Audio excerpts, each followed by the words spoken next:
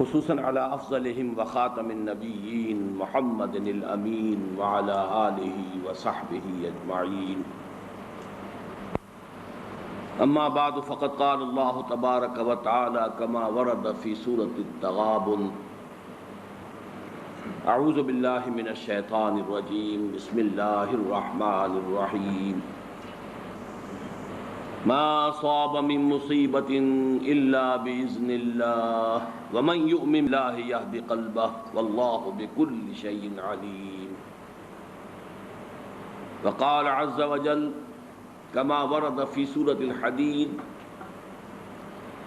ما أصاب من مصيبة في الأرض ولا في أنفسكم إلا في كتاب من قبل أن نبراها إن ذلك على الله يسير لكي لا تعصوا على ما فاتكم ولا تفرحوا بما آتاكم والله لا يحب كل مختال فخور. وقال عز وجل كما ورد في سورة الأعلى: سبح اسم ربك الأعلى الذي خلق فسوى والذي قدر فهدى. صدق الله العظيم. رب اشرح لي صدري ويسر لي أمري واحلل عقدة من لساني يفقهوا قولي.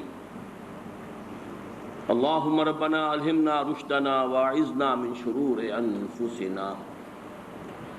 اللهم أرنا الحق حقا وارزقنا اتباعه وأرنا الباطل باطلا وارزقنا اجتنابه. اللهم وفقنا لما تحب وترضى آمین یا رب العالمین. حضرات، مجھے بھی اندازہ ہے کہ تقدیر کے مسئلے پر ہماری بحث کچھ ضرورت سے زیادہ طول کھینچ گئی ہے. میں اعتراف کرتا ہوں کہ ابتداءً مجھے یہ اندازہ نہیں تھا کہ یہ بات اتنی پھیل جائے گی. تاہم جب گفتگو شروع ہوئی تو اس کے مختلف پہلو ایسے سامنے آتے چلے گئے کہ جن کے بارے میں یہ گمان ہوا کہ پورے مسئلے کو اگر میں سلجھا نہ بھی سکوں، اس لیے کہ بڑا پیچیدہ مسئلہ ہے، تب بھی جس حد تک انشراح اللہ تعالیٰ نے مجھے عطا فرمایا ہے، کم سے کم اس حد تک بات آپ کے سامنے بھی بیان کر دوں اور ریکارڈ بھی ہو جائے، تاکہ اس کے استفادے کا دائرہ، افادے کا دائرہ وسیع ہو سکے. ہمارے بعض احباب اور رفقا کی طرف سے بھی یہ بات آئی ہے کہ اس درس کو تو زیادہ ایکشن اورینٹڈ ہونا چاہیے، عمل پر آمادہ کرنا اور حرکت میں لانا. اور آپ حضرات ان میں کہ میرا اپنا مزاج تو اصلاً ہے ہی وہ، لیکن چونکہ یہ مسئلہ وہ مقطع میں آ پڑی ہے، سخن گسترانہ بات والی بات ہے کہ میں نے شروع میں کچھ ایمانیات جو ہیں، بنیادی ایمانیات، ان پر گفتگو کا آغاز کیا، اور اس میں پھر ظاہر بات ہے کہ یہ مسئلہ بھی آ گیا. ایمان باللہ کا ایک تتمہ ضمیمہ، بلکہ میں تو کہتا ہوں اس کا ایک لب لباب ہے یہ مسئلہ تقدیر. جو مباحث آپ کے سامنے آ چکے ہیں ان کو تو میں اب دہراؤں گا نہیں. آج یہ ایک شیٹ میں تیار کرا کے لایا ہوں، اس کے حوالے سے چند چیزیں شاید آپ کو سمجھنے میں آسانی ہو. مسئلہ تقدیر، سب سے پہلے لغت اور اصطلاح کی بحث ہے.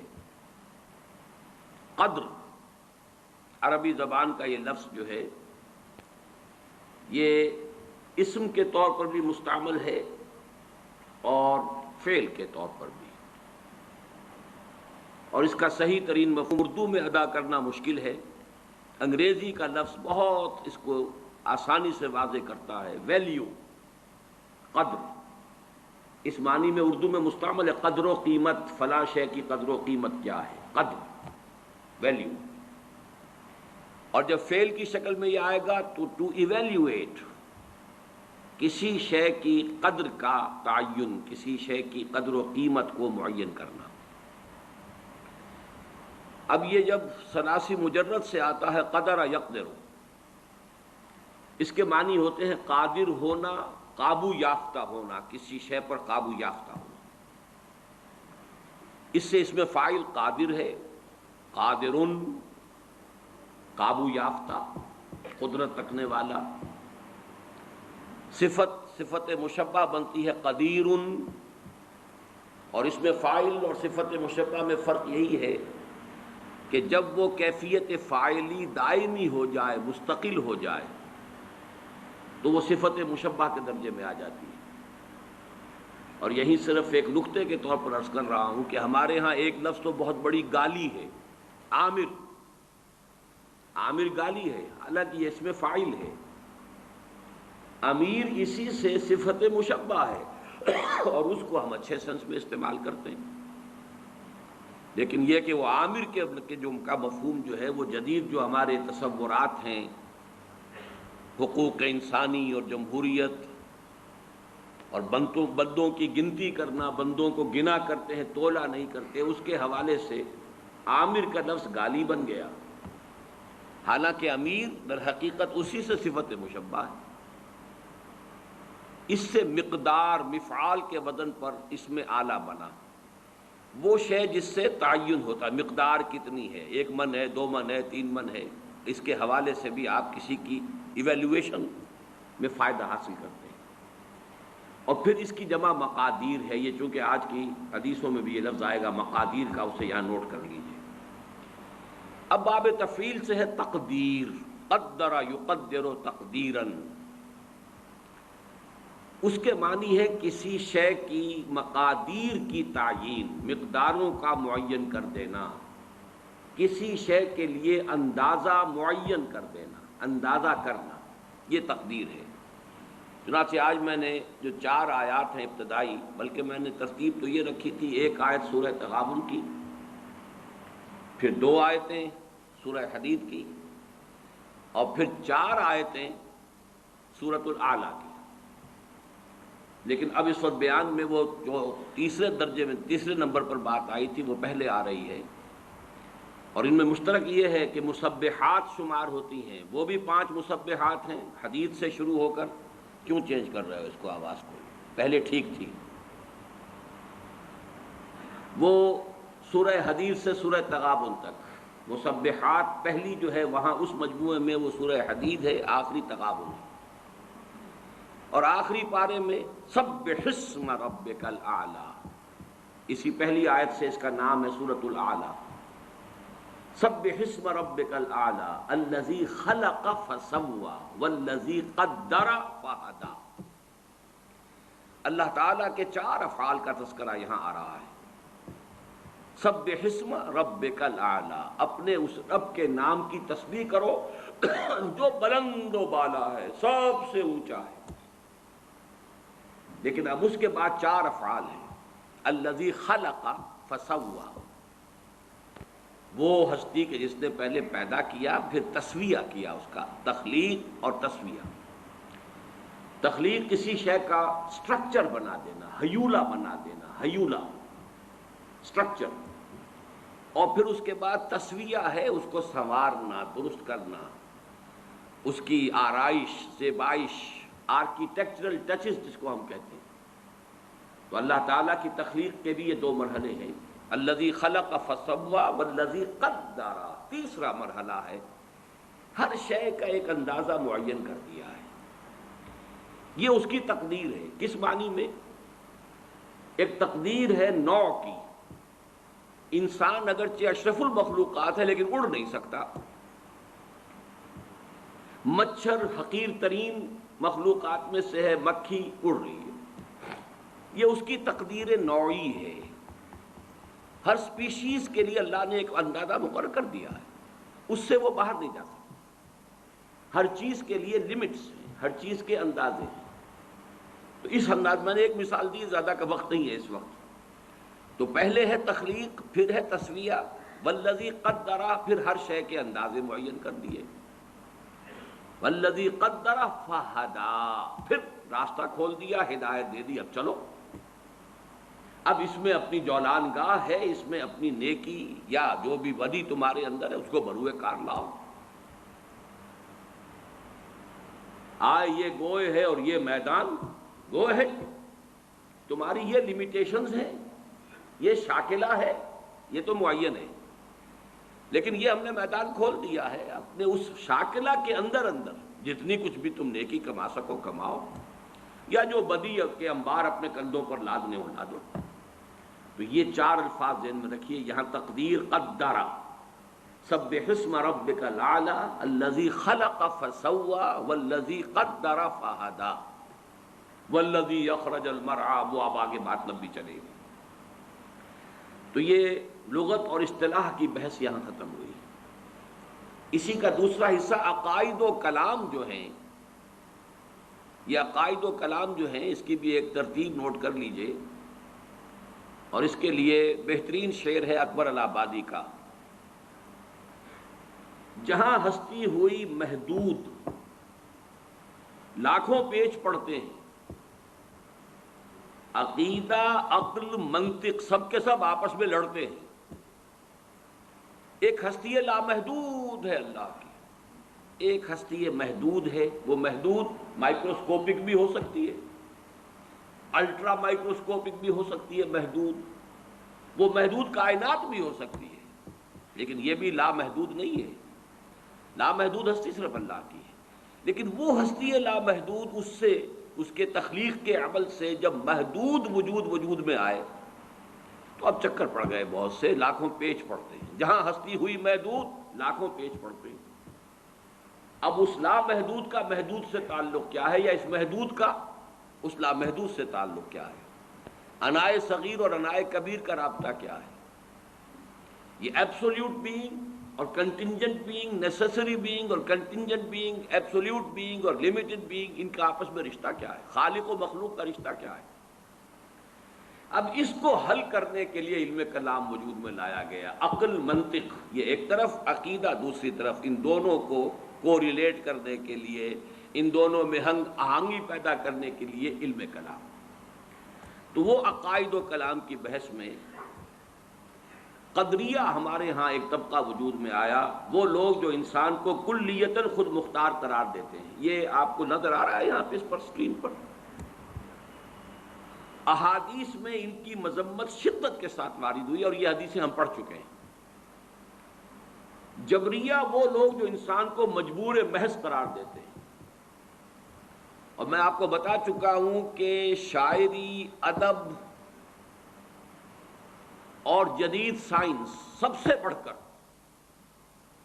انسان کو مجبور محض قرار دینے میں متفق ہے۔ سائنس سب سے آگے نکل گئی ہے۔ جینز ہیں بھائی تمہارے، جو تمہارے آباء و اجداد سے چلے آ رہے ہیں، تم ہو کون؟ Who are you? Nothing۔ وہ جینز تمہارے والدین سے آئے ہیں، اور پھر اس کے اوپر کچھ تھوڑے سے جو ہے غلاف چڑھ گئے تمہاری تعلیم اور تربیت اور ماحول کے، انوائرمنٹ، بس ان دونوں کے مجموعے کا نام تم ہو۔ اس مغالطے میں مبتلا نہ رہو کہ میں بھی کچھ ہوں، میں کچھ نہیں، یہ سب سراب ہے، دھوکہ ہے، کوئی حقیقت ہی نہیں۔ شاعری میں جیسا کہ میں نے آپ کو یہ شعر سنائے، اردو زبان کے چوٹی کے اشعار میں سے میر کا شعر ہے، ناحق ہم مجبوروں پر یہ تہمت ہے مختاری کی، جو چاہیں سو آپ کرے ہیں، ہم کو عبث بدنام کیا، ہم خواہ بیچ میں بدنام ہوتے ہیں، کر تو ہو ہی رہا ہے۔ اور فانی کا شعر ہے، دیکھ فانی وہ تیری تدبیر کی میت نہ ہو، ایک جنازہ جا رہا ہے دوش پر تقدیر کے۔ تو اچھی طرح سمجھ لیجئے، اس کائنات میں ایک کنٹرول اتنا چھایا ہوا ہے کہ کسی اور اختیار اور ارادے کو عقل تسلیم ہی نہیں کر سکتی، اس لیے کہ جہاں کوئی اور اختیار اور ارادہ آئے گا، اس کا مطلب یہ کہ اس بالا تر کنٹرول میں رکھنا پڑ گیا۔ جہاں وجود، کسی بھی وجود کے حقیقی ہونے کا تصور آئے گا کہ حقیقتاً کوئی شے موجود ہے، وہاں اللہ کے وجود مطلق میں کی نفی ہو جائے گی، وہی لاکھوں پیچ پڑتے والی بات ہے۔ بہرحال سائنس، ادب، فلسفہ یہ سب جبریت کی طرف لاتے ہیں، اور ہمارے جو کلامی نظریات تھے ان میں سے مرجیہ وہ ہیں کہ جنہیں بس یہ کہ کسی عذاب ثواب کا کوئی وہ نہیں ہے، کوئی عذاب کا کوئی سوال ہی نہیں، امید ہی امید ہے، اس لیے کہ جب مجبور ہے تو سزا کائے کی دے گا؟ وہ جو کچھ کر رہے ہیں ہم اس کے جبر کی وجہ سے کر رہے ہیں، سزا کا کوئی سوال نہیں۔ تو اگرچہ جبریہ کا لفظ جو ہے وہ نہیں آیا ہے جیسا کہ وہ احادیث ہم پڑھ چکے ہیں، لیکن مرجیہ کا لفظ آیا ہے، تو ان کی بھی مذمت، ان کی بھی نفی کی گئی ہے۔ اب ان دونوں کے بین اہل سنت کا معتدل موقف کیا ہے، یہ آج الفاظ میں معین یہاں آپ کے سامنے لکھا ہوا ہے۔ انسان کو ارادے اور انتخاب کی آزادی حاصل ہے، یہ مذہب ہے جو آپ کو ایک ہستی اور شخصیت عطا کرتا ہے کہ آپ بھی کچھ ہیں۔ سائنس نفی کرتی ہے، وہ تو وہی لطیفہ وہ ملا نصر الدین کا کہ دو سیر قیمہ لے کر آئے تھے کہ ذرا کباب بنانا، اہلیہ کو دیا، خود چلے گئے کہیں کام باہر، اہلیہ کے کہیں اپنے میکے سے رشتہ دار کو آ گئے، انہوں نے سب پکا پکو کے کھلا دیا۔ اب آئے ملا نصر الدین کہ بھائی وہ ذرا کباب بنا کے لاؤ، کہ وہ تو سب بلی کھا گئی، کہ سارا کھا گئی، سب کھا گئی۔ بلی کو پکڑ کے تولا تو وہ بھی 2 سیر، کہ اگر یہ بلی ہے تو وہ کباب کہاں ہے، اور یہ اگر کباب ہے تو بلی کہاں ہے؟ اگر قدرت کاملہ محیطہ قاہرہ هو القاہر فوق عبادہ، صرف قادر نہیں، قاہر، یہ بھی لفظ شاید گالی لگے آپ کو، معاذ اللہ، قل هو القادر فوق عبادہ، قل هو القاہر فوق عبادہ، وہ قادر ہی نہیں قاہر ہے۔ اللہ کی ہستی قاہر، اس کے ساتھ کہاں رہ جائے گا ارادہ؟ تو واقعہ یہ ہے کہ مذہب اس بات کرتا نہیں تم ہو، تمہارا ایک وجود ہے، تمہارا ایک آزادی ہے، چوائس ہے، تمہارا اپنا انتخاب ہے، تمہارا اپنا اختیار ہے، کتنا ہی کم ہو ہے، اور اسی کی بنیاد پر وہ مکلف اور جواب دہ ہے، از رسپانسبل اینڈ اکاؤنٹیبل۔ اگر آزادی نہ ہو تو اکاؤنٹیبلٹی کا سوال نہیں، رسپانسبلٹی کا سوال نہیں۔ لیکن ایک جانب اس کے کسی بھی ارادے کا پورا ہونا بالکل یا اللہ کے اذن اور اس کی توفیق و تیسیر پر منحصر ہے۔ ارادہ آپ نے کیا، اس کا پورا ہونا آپ کے اختیار میں نہیں ہے، ارادہ کر دینے کا اختیار آپ کو تھا۔ اب ظاہر بات ہے کہ اس میں نہ معلوم کتنے فیکٹرز ہوں گے، there's many a slip between the cup and the lip۔ ارادہ تو آپ نے کیا ہے، خارجی عوامل ہو سکتے ہیں، مادی عوامل ہو سکتے ہیں، کوئی شخص طاق میں بیٹھا ہوا ہے کہ آپ کا ارادہ پورا نہ ہونے دے، کوئی اور قوت ہے کہ جو رکاوٹ ڈال رہی ہے، اور سب سے اوپر یہ کہ اللہ کا اذن نہیں، اللہ کی تیسیر نہیں، اللہ کی توفیق نہیں، تو یہ وجود میں آ ہی نہیں سکتا۔ گویا انسان صرف کاسب اعمال ہے، خالق اعمال نہیں ہے۔ یہ الفاظ ہیں کہ جو اہل سنت کے اعتبار سے بہت اہم ہے۔ کسب ہے کمائی، میں نے نیکی کا ارادہ کیا، بس میری کمائی ہو گئی۔ اب نیکی کا یہ ارادہ پورا ہو، یہ اللہ کے اذن پر، تیسیر پر، تائید پر، توفیق پر، حالات کی موافقت پر، عناصر کی موافقت پر، اور یہ عناصر یہ بھی اللہ کے قبضہ قدرت میں ہے، دار و مدار اس پر ہے۔ تو اعمال کا خلق ہونا، واللہ خلقکم وما تعملون، اللہ ہی نے تمہیں بھی پیدا کیا ہے، تمہارے اعمال کو بھی پیدا کیا ہے، تم اپنے اعمال کے خالق نہیں، لیکن چونکہ اس میں ابتدائی ارادہ تمہارا تھا، ابتدائی جو ہے چوائس تمہارا تھا، کاسب ہو گئے ہو، نیکی تم نے کما لی، یا بدی کا جو بھی ہے تمہارے اوپر وبال آ جائے گا۔ اور دوسری جانب انسان کے کسب کی جولان گاہ اس کی خلقت اور جبلت اور تعلیم و تربیت سے وجود میں آنے والے شاکرہ کے دائرے میں محدود ہے۔ یعنی آپ نے چوائس بھی کیا، اللہ کا اذن بھی آ گیا، اس سب کے باوجود اللہ نے آپ کے گرد جو ایک شاکلہ بنا رکھا، آپ اس سے نہیں نکل سکیں گے، وہ شاکلہ مستقل ہے۔ اور جیسا کہ پچھلی مرتبہ میں بیان کر چکا ہوں، یہ شاکلہ جبلت سے بنا ہے، یہ حدیثیں ہم پڑھ چکے ہیں۔ الناس معادن کمعادن الذهب والفضہ، انسان بھی معدنیات کے مانند ہے، جیسے سونے کی معدنیات، سونے کی اور ہے، صاف کریں گے سونا بنے گا، اور چاندی کی معدنیات ہے، کتنا ہی صاف کر لیں سونا تو نہیں بنے گا، چاندی بنے گی۔ اس اعتبار سے انسانوں کی بھی خلقت یہ جس کو فارسی میں سرشت کہیں گے اور جدید سائیکالوجی کی اصطلاح میں جبلت کہیں گے، ما جبل علیہ، حدیث کے اندر بھی الفاظ یہ ہے ما جبل علیہ، اس پر جو ہے اس سے ایک شاکلہ وجود میں آ گیا ہے، اس کی بنا پر آپ جو محنت کریں گے اس کے نتائج نکل آئیں گے۔ لیکن اب اس کا ایک نتیجہ نکلتا ہے بہت اہم۔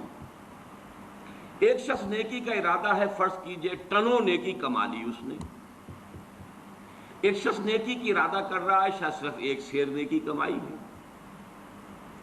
ہماری نگاہ ظاہر بین میں وہ ایک سیر بے حقیقت ہے ٹنوں کے مقابلے میں، لیکن ہو سکتا ہے کہ جو شاکلہ تھا اس کا، اس کے اعتبار سے یہ ایک سیر جو ہے وہ بھی بہت بڑی اچیومنٹ ہو۔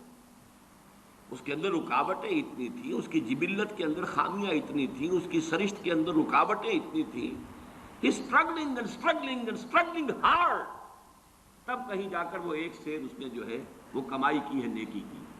اور ایک وہ ہے کہ جس کی جبلت میں، جس کی سرشت میں، جس کی خلقت میں آسانیاں تھیں، موجود تھیں، وہ ٹنوں بھی لے گیا ہے، تو ہو سکتا ہے اللہ کی میزان میں وہ ایک سیر ٹنوں کے مقابلے میں زیادہ وزنی ہو۔ یہ ہے نہایت پر امید بات۔ پہلا جو ہے وہ پر امید معاملہ کیا ہے کہ ہم ہیں، ہماری نفی نہیں ہے، میرا چوائس، میری مرضی، میری پسند، اس کو بھی اول دخل ہے۔ دوسرا، میری رسپانسبلٹی جو ہے اللہ کے ہاں وہ ان مقدار پر نہیں ہوگی، بلکہ میرے شاکلہ کے اعتبار سے مجھے ایسس کیا جائے۔ اس کو 5 مرتبہ، میں پچھلی مرتبہ وہ 5 آیات آپ کو سنا چکا ہوں۔ لا یکلف اللہ نفسا الا وسعها، اللہ کسی جان کو اس کی وسعت سے زیادہ رسپانسبل، اکاؤنٹیبل نہیں ٹھہرائے گا۔ اور اللہ کا یہ بڑا، یوں سمجھیے کہ سپر کمپیوٹر جو ہے، وہ سپریم کمپیوٹر اللہ کا، اس کا ہم تصور نہیں کر سکتے۔ ہر انسان کا شاکلہ، اس میں کیا تھا، گیون کیا تھا، جینز کیا تھے، ماحول کے کیا اثرات ہوئے، اس سے شاکلہ کیا بنا، اب اس میں اس نے کیا کمائی کی۔ جیسے غزوہ تبوک کا وہ واقعہ ہے کہ بیچارے ایک غریب مزدور انصاری صحابی نے وہ کچھ تھوڑی سی کھجوریں پیش کی لا کر چندے میں، ساری رات محنت کی کسی یہودی کے باغ میں، وہاں محنت کر کے آبیاری کی باغ کی، اور جو صبح کو کھجوریں ملی کچھ، اس میں سے آدھی گھر والوں کو دے دی، یہ دن بھر کا راشن ہے، آدھی لا کر حضور کی خدمت میں پیش کر دی۔ اب وہاں جو ایک بہت بڑا لگا ہوا تھا ایک انبار، ہر طرح کا ساز و سامان آ رہا ہے، حضور نے کہا، حالانکہ منافقین نے استہزاء کیا، جی جی جی یہ ان کھجوروں کے بغیر تو یہ مہم سر ہو ہی نہیں سکتی تھی، کیا کہنے ان کا جو ہے وہ زہر خند جس کو ہم کہتے ہیں، اور ان کا استہزاء کا انداز تھا۔ لیکن حضور نے فرمایا ان کھجوروں کو اس پورے ڈھیر کے اوپر پھیلا دو، اللہ کی میزان میں یہ کھجوریں اس پورے ڈھیر پر بھاری۔ تو لا یکلف اللہ نفسا الا وسعها۔ آخری بات جو اس ایک شیٹ میں آئی ہے، ایمان بالقدر، جو ایمان کا جزو لازم ہے، یہ ہم پچھلی مرتبہ پڑھ چکے ہیں، آج میں صرف اس کا ٹائٹل آپ کو دکھا دوں گا۔ اللہ تعالیٰ کی 2 عظیم صفات، وہ عظیم صفات کیا ہیں کہ وہ علی کل شیء قدیر ہے، اور اس میں آج میں ایک اضافہ کر کے لایا ہوں، هو القاہر فوق عبادہ، وہ اپنے بندوں کے اوپر پوری طرح مسلط ہے۔ قاہر کا ترجمہ کیا کریں گے؟ قہر چھایا ہوا۔ یہ نہ سمجھو کہ بگٹڑ چھوڑ دیا ہے تمہیں، معاذ اللہ، آزادی ضرور دی ہے، لیکن you are within his control. اللہ تعالیٰ کی 2 عظیم صفات، علی کل شیء قدیر اور بکل شیء علیم، کے لوازم و متضمنات کی تصدیق و توثیق ہونے کے اعتبار سے ایمان باللہ کا لب لباب ہے۔ اب اس پر دوسری شیٹ لے آؤ بھائی۔ اس کا جو ٹائٹل ہے صرف دیکھ لیجئے، جو ہم پڑھ چکے ہیں، حدیثیں جو اس میں ہیں یہ ہم پڑھ چکے ہیں۔ ایمان بالقدر، ایمان کا جزو لا ینفک، اور اس میں حدیث جبرائیل میں نے یہاں کوٹ کی ہوئی ہے جو ام السنہ ہے، وَأَن تُؤْمِنَ بِالْقَدْرِ خَيْرِهِ وَشَرِّهِ، اور یہاں نوٹ کیجئے، یہاں تومنا کا لفظ حدیث میں اس ڈیفینیشن میں دوسری مرتبہ اسی کے ساتھ آیا ہے، ان تؤمن باللہ و ملائکتہ و کتبہ و رسلہ و تؤمن بالقدر خیرہ و شرہ۔ تومنا کی تکرار اس کی اہمیت کو ظاہر کر رہا ہے، اس کے خیر پر بھی اس کے شر پر بھی۔ تو پہلی بات تو یہ نوٹ کیجئے، یہ ایمان کا جزو لازم ہے، خیرہ و شرہ من اللہ تعالی۔ یہ جو بھی پھر وہ ایمان مفصل ہم نے یاد کیا تھا بچپن میں، خوش نصیب ہے وہ جنہیں بچپن میں یاد کرایا گیا، اور بہرحال ہینڈی کیپڈ ہے، میں بد نصیب تو نہیں کہتا، ہینڈی کیپڈ ہے وہ لوگ جنہیں بچپن میں یہ چیزیں یاد نہیں کرائی گئی۔ بہرحال جب بھی اس کی تلافی کرے۔ آمنت باللہ و ملائکتہ و کتبہ و رسلہ والیوم الآخر والقدر خیرہ و شرہ من اللہ تعالی والبعث بعد الموت۔ لیکن اس پر بحث و تمہیز کی اجازت نہیں ہے، مسئلہ اتنا الجھا ہوا ہے، اتنا ہی الجھا ہوا ہے جتنا کہ وجود کا مسئلہ ہے، وحدت الوجود اور وحدت الشہود، اور یہ مسئلہ لا ینحل، اس لیے کہ ایک وجود مطلق ہے، ایک وجود لامحدود ہے، ایک وجود محدود ہے، ایک حادث ہے، ایک ازلی ہے، ابدی ہے، دائم ہے، قائم ہے، ایک حادث ہے اور فانی ہے۔ کیا ریلیشن شپ ہے بٹوین دی ٹو؟ اسی طرح کا معاملہ، لیکن اس خیر ہی، اس پر بحث کرنے کی اجازت نہیں ہے۔ وہ حدیثیں ہم پڑھ چکے ہیں، یہ میں نے شیٹس تیار کروا لی ہیں، یعنی جو مشکات المصابیح کتاب ہے اس میں جو 46 احادیث ہیں اس باب میں، ان میں نے ایک کا اضافہ کیا ہے کہ جو باب العلم میں سے میں نے لی ہے، پھر ان کو میں نے مختلف تقسیم کر دیا ہے عنوانات کے اعتبار سے، ورنہ واقعہ یہ ہے کہ جب خود میں نے پڑھنا شروع کیا، میں پچھلی مرتبہ بھی اعتراف کر چکا ہوں کہ ایک دفعہ تو میں گم ہو کر رہ گیا تھا، لیکن جب میں نے مختلف موضوعات کی احادیث کو علیحدہ علیحدہ کر کے دیکھا تو بات کھلتی چلی گئی۔ یہ میں نہیں کہہ سکتا کہ بالکل سلجھ گئی، لیکن بہت حد تک ڈور سلجھ گئی، اور وہی میں کوشش کر رہا ہوں کہ آپ تک بھی منتقل کروں۔ تو ایمان بالقدر ایمان کا جزو لا ینفک ہے، وَأَن تُؤْمِنَ بِالْقَدْرِ خَيْرِهِ وَشَرِّهِ، یہ حدیث جبرائیل کے الفاظ ہیں، رواہ مسلم عن عمر بن الخطاب رضی اللہ عنہ۔ لیکن اس پر بحث و تمیز کی اجازت نہیں۔ عزمت علیکم، عزمت علیکم، حضور نے 2 مرتبہ فرمایا، یہ حدیثیں ہم پڑھ چکے ہیں، میں تم پر لازم کرتا ہوں کہ اس معاملے کے اندر بحث و تمیز مت کرو، مانو، مراقبہ کرو گے تو سمجھ میں بھی آ جائے گی، ایک دوسرے سے سمجھنے کے لیے سوال کرو گے تب بھی مفید ہوگا، بحث و تمیز جر ہو اور رد و قدح کرو گے تو پھر یہ بات جو ہے تمہارے ہاتھ سے نکل جائے گی۔ اچھا، یہاں خیر ہی و شر ہی من اللہ تعالیٰ کا مطلب کیا ہے؟ یہ میں نے پہلے بیان کیا تھا کہ ہمارے سورہ تغابن اور سورہ حدید کے درس میں یہ بات بہت وضاحت سے آ چکی ہے۔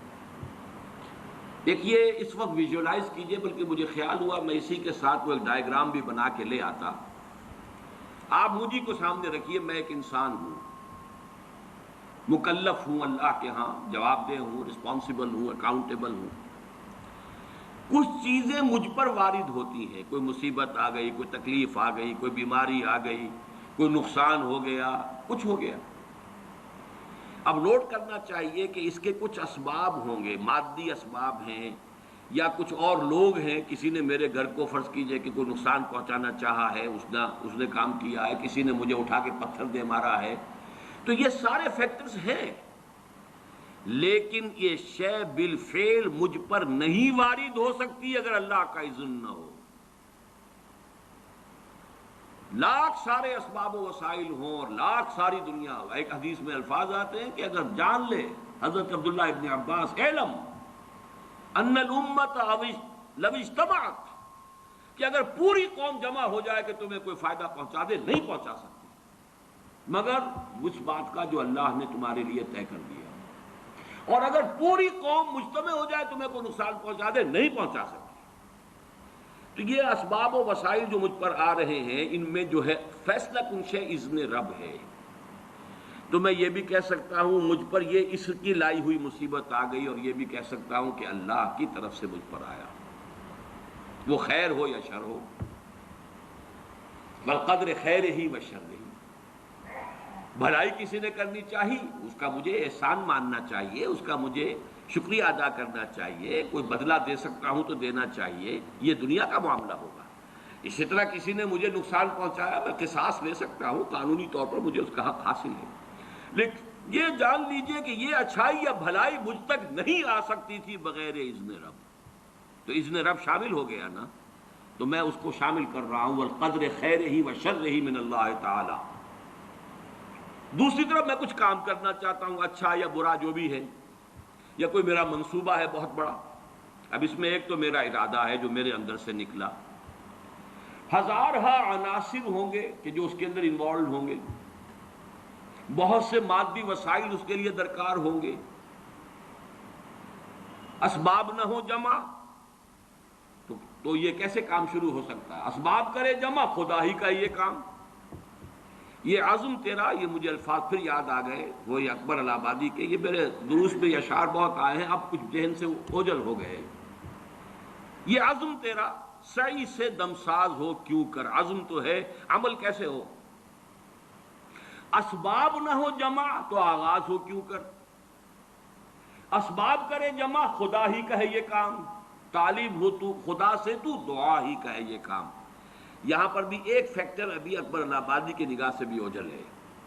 دیکھیے میرا ایک عزم ہے، میرا ایک ارادہ ہے، اس کے لیے کوئی مادی وسائل، کچھ لوگوں کا تعاون درکار ہے، وہ بھی اللہ کے کنٹرول میں ہے، اللہ چاہے گا تو آئے گا۔ پھر بالآخر کسی شے کا پورا ہو جانا، آخری درجے میں پھر اللہ کے اذن کا طالب ہے۔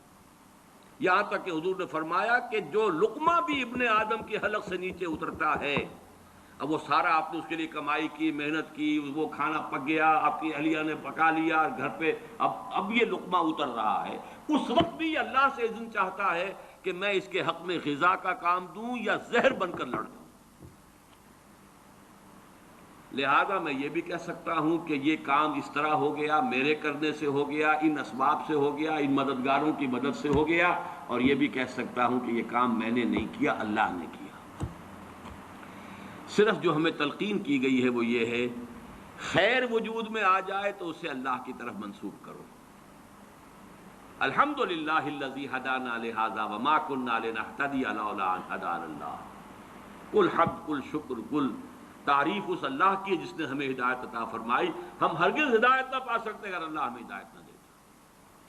غلطی ہو جائے تو اسے اپنی جانب منسوب کرو، ربنا ظلمنا انفسنا وان لم تغفر لنا وترحمنا لنکونن من الخاسرین۔ شیطنت اس کے برعکس ہے، خیر ہے تو میری، میں نے کی، اور شر ہے تو اللہ تو نے کروایا۔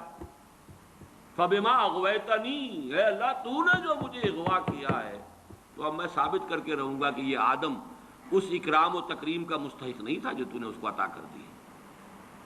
یہ ہے شیطنت، شیطانیت، اور وہ ہے آدمیت۔ غلطی ہو، خرابی ہو، اپنی طرف منسوب کرو، اور اگر کوئی خیر ہے اللہ کی۔ اب آئیے اگلا لو جو سیکشن ہے، شیٹ نہیں۔ اللہ ہر چیز پر قادر بھی ہے اور قاہر بھی، یہ میں نے الفاظ آپ سے کہا تھا کہ آج میں یہ ایڈ کر کے لایا ہوں تاکہ بات اب کھل جائے، آج کوئی پہلو جو ہے میرے امکانی حد تک اس میں جو ہے مشتبہ اور خفی نہ رہ جائے۔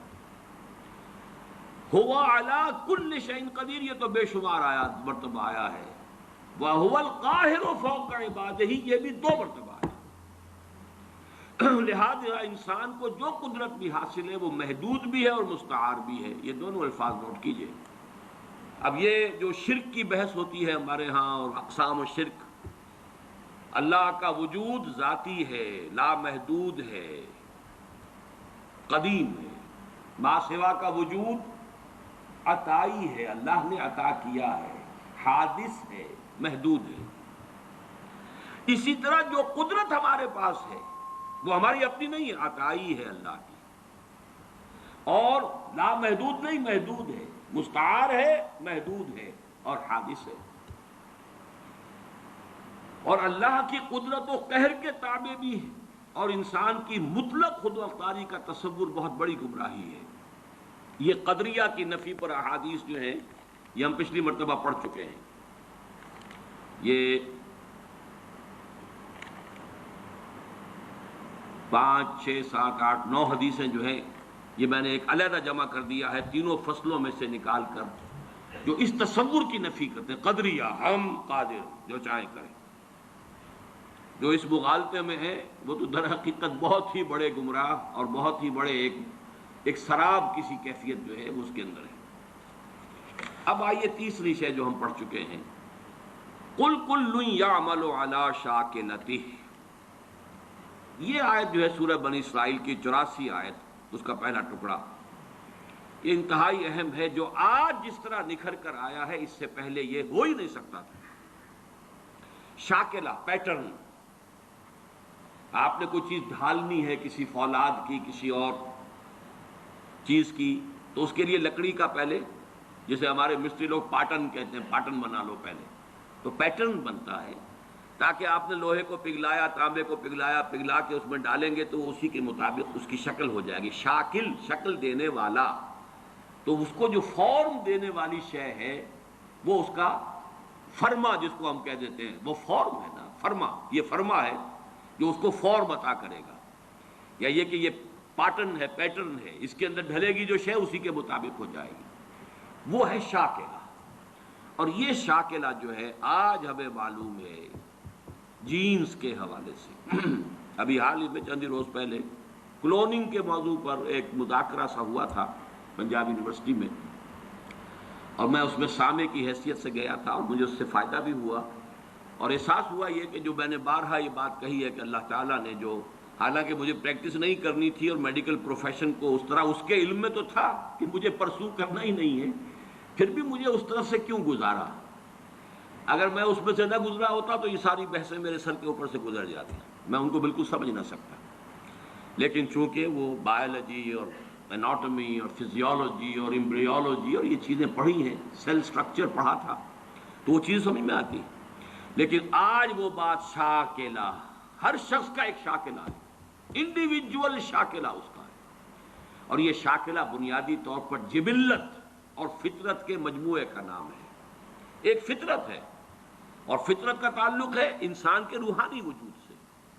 ایک جبلت ہے، یا سرشت فارسی کا لفظ ہے، جبلت عربی کا لفظ ہے، لیکن عربی میں اس سرشت کے لیے صحیح لفظ ہے خلقت۔ خلقت ایک ہماری خلقت ہے، ایک ہماری فطرت ہے۔ خلقت اس آب و گل کی دنیا سے ہے، پانی اور مٹی کی دنیا سے آئی ہے خلقت، یہ یہاں سے آئی ہے، فطرت وہاں سے آئی ہے۔ کل مولود یولد علی الفطرہ، یہ 3 حدیثیں ہیں اس میں کہ جو ہم پڑھ چکے ہیں۔ الناس معادن کمعادن الذهب والفضہ، وہ بھی ہم پڑھ چکے ہیں۔ کل مولود یولد علی الفطرہ، وہ بھی ہم پڑھ چکے ہیں۔ اور اہم ترین حدیث یہ ہے کہ فَإِنَّهُ يَسِيرُ إِلَىٰ مَا جُبِلَ عَلَيْهِ، اگر تم سنو کہ کسی انسان کی، تو اگر تمہیں یہ کوئی سنائے آ کر کے کوہ احد اپنی جگہ سے ٹل گیا تو مان لینا کہ ہاں یہ ہو سکتا ہے، ممکن ہے۔ لیکن اگر یہ کہا جائے کہ کسی شخص کی سرشت بدل گئی ہے تو کبھی نہ ماننا۔ یہ شاکلہ، اس شاکلہ کے لیے یہ 3 حدیثیں۔ اب آج جو لینا ہے، جتنا بھی ہمارے لیے وقت ممکن ہو، تو وہ ایک چوتھا اور آخری سیکشن ہے، اگرچہ اس کے 3 سب سیکشنز ہیں۔ اس کا ٹائٹل نوٹ کیجئے، اللہ کا علم کامل بھی ہے اور قدیم بھی، اور آنے واحد میں یہ الفاظ نوٹ کیجئے، کل کون و مکان اور ماضی، حال اور مستقبل سب کو محیط بھی۔ یہ بات اللہ کے علم کے بارے میں اچھی طرح جان لیجئے، کامل اور قدیم، اس کے ساتھ ہی کل کون و مکان کو محیط، یہ اس کا ایک ڈائمنشن ہے، لینتھ اینڈ بریڈتھ، وہ ڈائمنشن ہو گئی کون و مکان۔ اور مکان میں پھر 3 آتے ہیں، ماضی، حال اور مستقبل، ان سب کو محیط ہے آنے واحد میں۔ لفظ آنے واحد ہے یہاں اہم ترین، ہر لحظہ ہمیشہ سے اس کا علم کامل تھا، ہمیشہ سے اس کا علم کامل ہے، کہیں اس کی، اور اس کا علم جو ہے اسی کو قرآن اور حدیث میں الکتاب سے بھی تعبیر کیا گیا۔ ما اصاب من مصیبت فی الارض ولا فی انفسکم الا فی کتاب من قبل ان نبراها ان ذلک علی اللہ یسیر۔ نہیں پڑتی کوئی پڑھنے والی، نہ اس زمین میں نہ تمہاری جانوں میں، کوئی مصیبت، کوئی تکلیف دہ شے، کوئی ناخوشگوار شے، مگر وہ پہلے سے ایک کتاب میں موجود ہے، اس سے پہلے کہ ہم اسے ظاہر کریں۔ اللہ باری ہے، یہ 3 اسماء بھی آئے ہیں اللہ کے ساتھ ساتھ سورہ حشر کے آخر میں، الباری، الخالق، الباری، المصور، 3 الفاظ، باری، خالق، مصور۔ باری کسی شے کو ظاہر کرنا، اور اس میں فلسفہ یہ ہے، اب یہ پھر علم کلام کی بحثیں ہو جائیں گی، کہ دیکھیے کوئی شخص، کوئی آرکیٹیکٹ ہے، اس کے دماغ میں پہلے حیولہ بلڈنگ کا بن جاتا ہے، تب وہ پینسل اٹھاتا ہے، اس کا سکیچ بناتا ہے۔ یہاں بن چکی ہے بلڈنگ، یہاں کانسیپٹ آ چکا ہے، دماغ میں ہے۔ اسی کو صور علمیہ کہتے ہیں اسلامی فلسفے میں، صور صورت کی جمع، علمی صورتیں جو اللہ کے علم کے اندر ہمیشہ سے تھیں، میں ہمیشہ سے تھا اللہ کے علم میں۔ کیا ممکن ہے کہ علم الہی پر کوئی لحظہ ایسا گزرا ہو کہ جس میں موجود نہ ہوں، کہ آپ موجود نہ ہو؟ ذرا کبھی اس کے تصور کریں گے، مراقبہ کریں گے تو بڑا یوفوریا ہو جائے گا ایک دم، پھر سبحانی ما اعظم شانی بھی آپ کی زبان سے نکل سکتا ہے۔ میں تو ہمیشہ سے اللہ کے علم میں ہوں، اس اعتبار سے میں خود بھی علمی اعتبار سے ہمیشہ سے موجود ہوں۔ ہاں، ایک وقت میں صرف اللہ کے علم میں تھا، اس کے بعد اللہ نے مجھے ظاہر کیا۔ هو اللہ الذی لا الہ الا هو الملک القدوس السلام المؤمن المہیمن العزیز الجبار المتکبر سبحان اللہ عما یشرکون هو اللہ الخالق البارئ المصور له الاسماء الحسنى۔ تخلیق ذہنی پہلے ہے، وہ تخلیق ذہن میں بن کی، علم الہی میں صور علمیہ کی شکل میں موجود تھی، اب باری برا اس کو ظاہر کیا، اس کو نمایاں کیا، وہ باہر آیا، اور اب اس کو تصویر کی شکل عطا کی گئی۔ یہ تصویہ اور تصویر ایک ہی لفظ ہے، خلق فسوی والذی قدر فہدی۔ تو اس الکتاب میں جو کچھ لکھا ہوا موجود ہے، اس میں درج کوئی شے غلط نہیں ہو سکتی۔ کیا اللہ کا علم کسی مرحلے پر جا کر غلط ثابت ہو سکتا؟ معاذ اللہ۔ اب ان 2 چیزوں کو ذہن میں رکھیے علم کے حوالے سے، اور تقدیر کا اصل مسئلہ جو ہے، جو الجھتا ہے، وہ اس مسئلے کو نہ سمجھنے کی وجہ سے۔ لیکن جو الفاظ لکھے ہیں آخری، اس کو نوٹ کیجئے، البتہ اللہ کا یہ علم قدیم و قطعی، قدیم بھی ہے، قطعی ہے،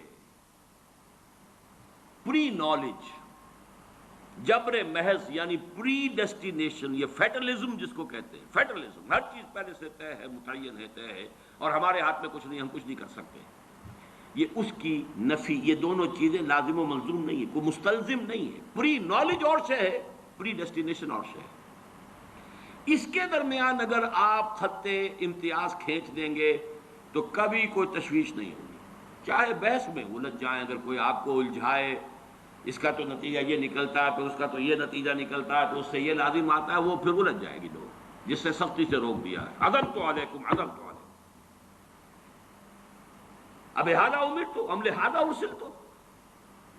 دیکھیے نوٹ کیسے، الفاظ کیسے تھے، کیا میں اس کام کے لیے بھیجا گیا ہوں؟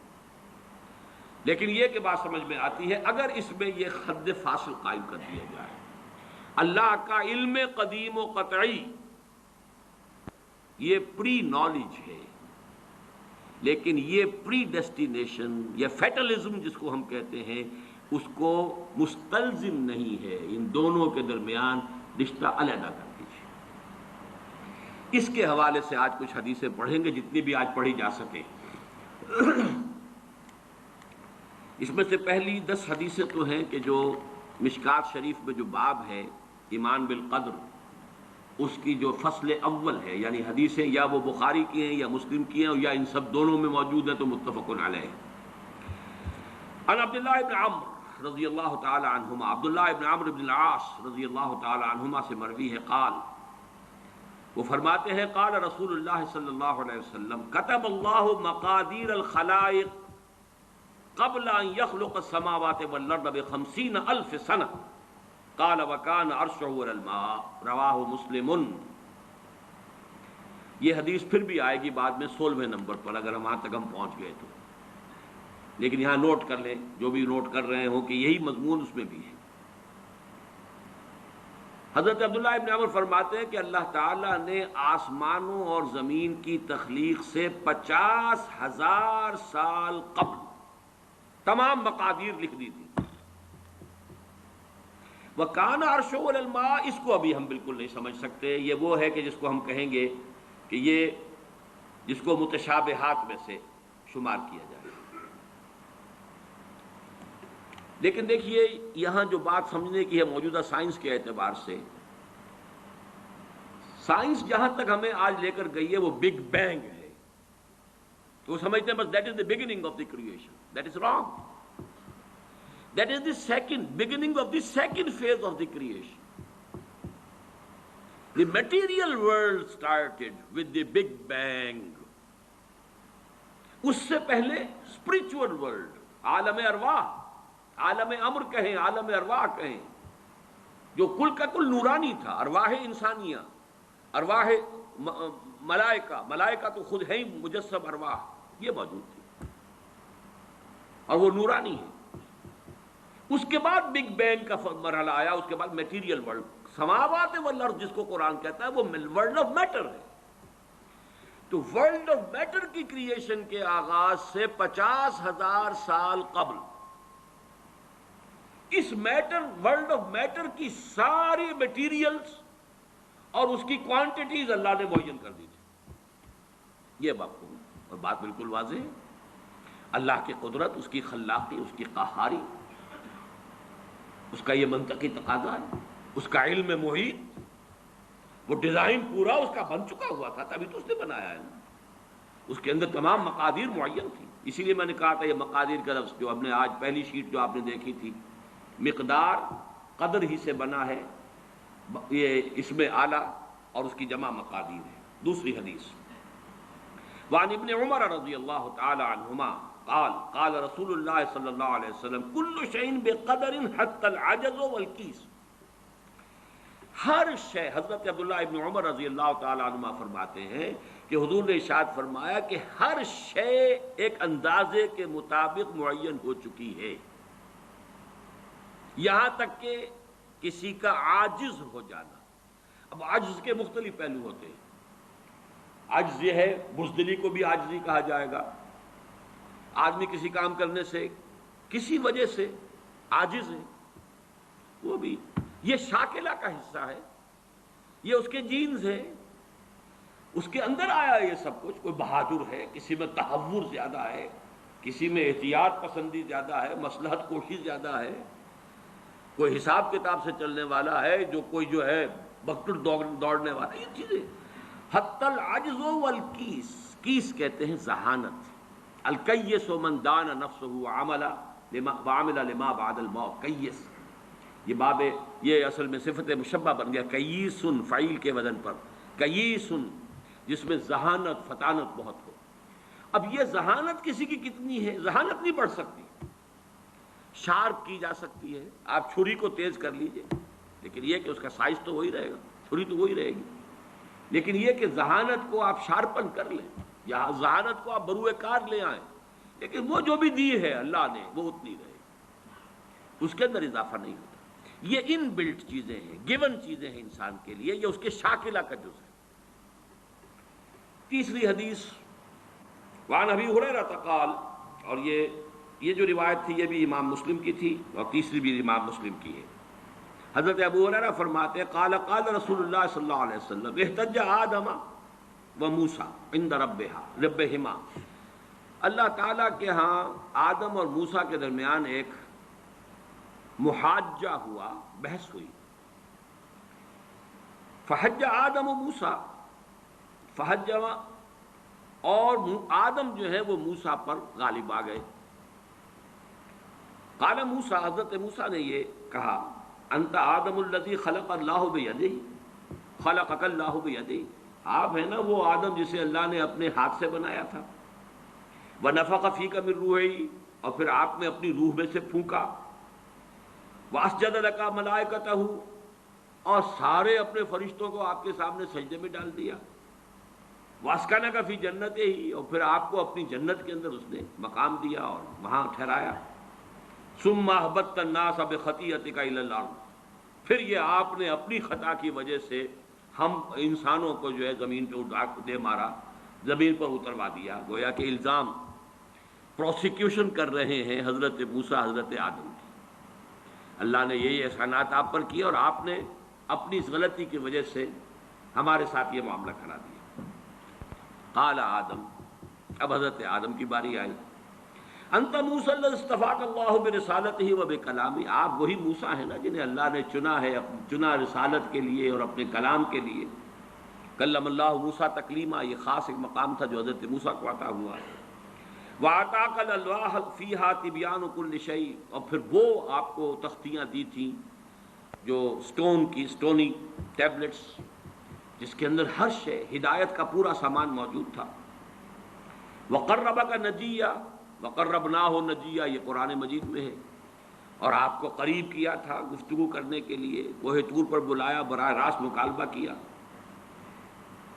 فَبِكَمْ وَجَدتَّ اللَّهَ كَتَبَ التَّوْرَاةَ قَبْلَ أَنْ أُخْلَقَ، تو تم نے کیا دیکھا، تورات میں کیا پڑھا کہ کائنات کی تخلیق سے کتنا عرصے پہلے اللہ نے تورات لکھ دی تھی؟ قال موسیٰ 40 عاماً، تورات میں ہوگا کہیں یہ کہ تورات اللہ نے کائنات کی تخلیق سے 40 برس پہلے لکھ دی۔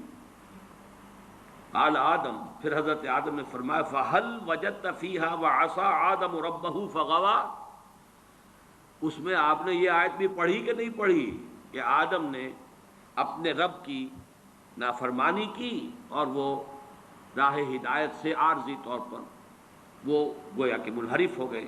قال نعم، موسیٰ نے کہا یہ تو میں نے پڑھی۔ قال فتلومنی علی ما عملت عملا كتبه الله على ان اعمله قبل ان يخلقني ب40 سنة،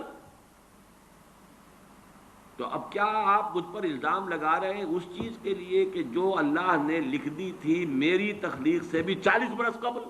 اخلقہ ہے یہاں پر، اخلقہ، جبکہ میں پیدا کیا جاؤں۔ قال رسول اللہ صلی اللہ علیہ وسلم حج آدم موسیٰ، تو حضرت حضور نے فرمایا کہ حضرت آدم جو ہے وہ بازی لے گئے حضرت موسیٰ پر۔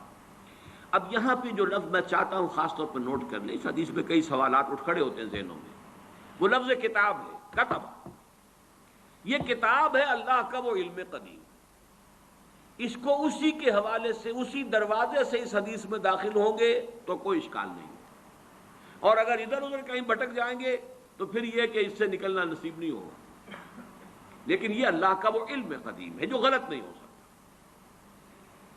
چوتھی حدیث، اچھا یہ بڑی اہم ہے اور یہ 40 نووی میں بھی ہے، اور اس میں وہ بات واضح ہو جائے گی کہ فطرت کی جڑ کیا ہے اور خلقت کی جڑ کیا ہے۔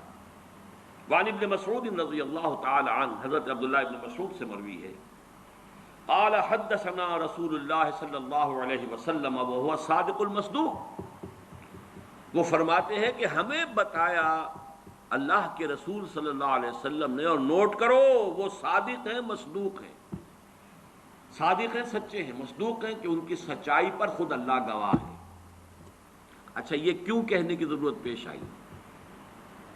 کسی عام طور پہ شک میرے علم میں تو نہیں کہ کسی اور حدیث سے پہلے یہ الفاظ ہوں، اس لیے کہ اس میں جو امور آ رہے ہیں وہ عام ذہن انسانی اس کو ذرا قبول کرنے سے تھوڑا سا ہچکچاتا ہے، رکتا ہے، تو اس لیے ایمفیسائز کیا ہے۔ وَهُوَ الصَّادِقُ الْمَصْدُوقُ، وہ کیا بتایا حضور نے؟ اَنَّ خَلْقَ أَحَدِكُمْ يُجْمَعُ فِي بَطْنِ أُمِّهِ 40 يَوْمًا، تم میں سے ہر شخص کی خلقت اس کے ماں کے پیٹ میں 40 دن ہوتی ہے، نطفتن، 40 یومن نطفتن، وَيَكُونُ عَلَقَةً مِثْلَ ذَلِكَ، اسی طریقے سے پھر وہ علقہ کی صورت میں ہوتی ہے، ثُمَّ يَكُونُ مُضْغَةً مِثْلَ ذَلِكَ، پھر اتنا ہی عرصہ اس کا مضغہ کی ایک سٹیج ہے، ثم یبعث اللہ الیہ ملکا باربع کلمات، پھر اس کو اللہ تعالیٰ اس کے پاس بھیجتا ہے، یعنی یہ 120 دن 4 مہینے، اس کے بعد نفخ روح ہوتی ہے، اور اس نفخ روح کے ساتھ ہی وہ جو علم الہی کی کتاب قدیم ہے اس میں جو اس شخص کا کھاتا ہے پرٹیکولر، اس کا پرسنل لیجر جو ہے، وہ اس کی پوری کاپی جو ہے وہ وہاں پر درج کر دی جاتی ہے۔ تو اللہ تعالیٰ بھیجتا ہے، یا یہیں سے بعض فقہا نے یہ مسئلہ نکالا ہے کہ 120 دن تک 4 مہینے تک جو جنین ہوتا ہے رحم مادر میں، اس پر انسان کا اطلاق نہیں ہو سکتا۔ وہ حیوان انسان تو ہے، صرف ابھی انسان نہیں ہے۔ انسان اس وقت مکمل ہوگا جب روح پھونکی جائے گی، اور وہ 120 دن کے بعد ہے۔ ثم یبعث اللہ الیہ ملکا، پھر اللہ تعالیٰ بھیجتا ہے اس کی جانب ایک فرشتے کو، باربع کلمات، 4 باتوں کے ساتھ، فیکتب لہ، اب یہاں پہ کتاب کے لفظ کو پھر نوٹ کر دیجئے، میں سمجھتا ہوں بڑا مناسب لفظ زبان پر آ گیا کہ وہ جو ایک بڑا وہ سپریم کمپیوٹر ہے، اس میں جو بھی کھاتا ہے پرسنل اس شخص کا، اس انڈیویجول کا، جو فلاں تاریخ کو فلاں جگہ پر وہ 120 دن کا جنین بن جائے گا، اس کا کھاتا وہاں سے لا کر منتقل کر دیا جاتا ہے، اور یہ ہمارے وجود میں پیوست کر دیا جاتا ہے۔ یہ بھی نوٹ کریں، یہ سورہ بنی اسرائیل میں ہے، سورہ بنی اسرائیل میں جہاں شاکلہ کا لفظ آیا آخر میں جا کر، شروع میں یہ بھی ہے کہ ہر شخص کا وہ جو نامہ اعمال ہے وہ اس کی گردن میں کہیں کوئی جگہ ہے، کوئی مائکروسکوپی بھی کوئی الٹرا مائکروسکوپک ہوگی، کہ جس کے اندر وہ فی عنقہ ونخرج لہ یوم القیامۃ کتابا یلقاہ منشورا وکل انسان الزمناہ طائرہ فی عنقہ وَنُخْرِجُ لَهُ يَوْمَ الْقِيَامَةِ كِتَابًا يَلْقَاهُ مَنشُورًا۔ تو یہ کہیں وہ ہے کھاتا، جیسے کہ دل میں روح ہے جسے ہم نہیں جانتے، وہ ہمارے ڈسیکشن میں، ہمارے مطالعے میں، ہمارے جو حواس مادی ہیں ان کی گرفت میں نہیں آتی ہے۔ اسی طریقے سے گردن میں کہیں انسان کے کوئی شے ہے کہ جہاں پر کہ وہ ہمارا وہ کھاتا جو ہے اس مکمل کتاب الہی، وہ جو اس کا علم الہی جو قدیم ہے اور قطعی ہے، اس سے اس کی پرسنل جو ہے وہ کھاتا وہ آ کے یہاں پہ درج کیا جاتا ہے۔ باربع کلمات فیکتب عملہ، یہ بھی لکھ دیتا ہے اس کا عمل کیا ہوگا۔ یہ وہی علم ہے، اللہ کا علم، یہ کیا کرے گا۔ واجلہ، اور اس کی مدت دنیا میں کتنی ہے وہ بھی طے ہو جائے گی، یہاں رہنا کتنا ہے، 60 برس یا 60 دن یا 60 گھنٹے، یہ سب طے ہو جائے گا۔ ورزقہ، ملنا اسے کیا ہے، وشقی اور سعید، یہ بھی کہ بالآخر یہ شقی رہے گا یا سعید رہے گا، شقی بدبخت نتیجے کے اعتبار سے، یا یہ کہ سعید ہوگا صاحب سعادت کامیاب۔ ثم ينفخ فیہ الروح، اچھا نوٹ کیجئے، یہ جو اس کا پرسنل لیجر جو ہے، اس کی کاپی جو اس کے اندر نتھی کر دی گئی ہے، چپکا دی گئی ہے، کہیں انسرٹ کر دی گئی ہے، یہ نفخ روح سے پہلے ہے۔ ثم ينفخ فیہ الروح، وہ فرشتہ اس لیے کہ اس کا سارا تعلق جو ہے اس باڈی سے، اس کی یہ ساری جو بھی شاکلہ ہے وہ اس باڈی سے متعلق ہے۔ روح فطرت ہے، وہ بعد میں آ رہی ہے، وہ تو بعد میں اس کو دی جا رہی ہے، اس کی وہ آزاد شخصیت، آزاد چوائس، وہ اس فطرت کی بنا پر ہے۔ ثم ينفخ فیہ الروح، پھر وہ فرشتہ اس میں روح پھونک دیتا ہے۔ فوالذی لا الہ غیرہ، تو اس اللہ کی قسم، اس ہستی کی قسم جس کے سوا کوئی الہ نہیں، ان احدکم لیعمل بعمل اہل الجنۃ حتی ما یکون بینہ وبینہا الا ذراع، تم میں سے کوئی شخص اہل جنت کے سے عمل کرتا رہتا ہے یہاں تک کہ، اب یہاں میں ایک الفاظ کا اضافہ کر رہا ہوں بات کی وضاحت کے لیے، اس کو بریکٹ میں سمجھیے، بظاہر دیکھنے والوں کے نزدیک اس کے اور جنت کے درمیان بس ایک ہاتھ کا فاصلہ رہ جاتا ہے۔ فَيَسْبِقُ عَلَيْهِ الْكِتَابُ، کہ اس پر پھر وہ جو نوشتہ تھا، اس میں تو لکھا تھا شقی، پھر اچانک اس کی زندگی میں انقلاب آتا ہے، اور اس کے اوپر وہ نوشتہ جو ہے اللہ کا علم الہی کا جو غلط نہیں ہو سکتا، اس کا ظہور ہوتا ہے۔ فَيَعْمَلُ بِعَمَلِ أَهْلِ النَّارِ فَيَدْخُلُهَا، پھر وہ جہنمیوں کے سے کام کرنے شروع کر دیتا ہے اور اس میں داخل ہو جاتا ہے۔ ابھی میرا خیال ہے کہ سال 1.5 سال یا 2 سال ہو گئے ہیں، ہماری جو تنظیم اسلامی آزاد کشمیر کو ہم نے ایک علیحدہ حلقہ آٹونومس بنایا ہے، اس کے جو امیر ہیں سید مظفر حسین ندوی، بہت بڑی بزرگ شخصیت ہیں، بڑی علمی شخصیت ہیں۔ انہوں نے وہاں کی ایک بڑی سیاسی شخصیت سے یہ بات کہی، انہوں نے مجھے خود بتایا کہ کچھ لوگ تو ہوتے ہیں کہ جن کی جوانی اور اس کے بعد کے دن بڑے برے گزرتے ہیں آوارگی میں، پھر رفتہ رفتہ بڑھاپے کے آس پاس آ کے پھر وہ کچھ نیکی کی طرف مائل توبہ تلہ کر کے پھر وہ کچھ اچھے راستے پہ آ جاتے ہیں۔ کچھ لوگ الٹے ہوتے ہیں کہ وہ پہلے بڑے نیک، بہت صالح، بہت اچھے، بہت محتاط، بہت متقی، لیکن یہ کہ آخری عمر میں آ کے تو ان کا حال جو ہے بدل جاتا ہے اور پھر وہ بالکل مختلف شخص بن جاتے ہیں، اور ان دوسروں میں سے آپ بھی ایک ہیں۔ اور یہ ایک بہت بڑی شخصیت آزاد کشمیر کی، جن سے یہ کہا سید مظفر حسین ندوی، اس لیے کہ وہاں ان کا ایک بڑا اونچا مقام ہے۔ وہ تعلیمات دینی کا جو پورا محکمہ ہے اس کے بھی انچارج رہے ہیں، اور بھی ندوے کے فارغ التحصیل ہیں۔ مولانا علی میاں اور مولانا مسعود عالم ندوی مرحوم، ان دونوں کے نہایت چہیتے شاگرد۔ بہرحال یہ اسی طرح کا فینومینن ہے جو اس حدیث میں آ رہا ہے۔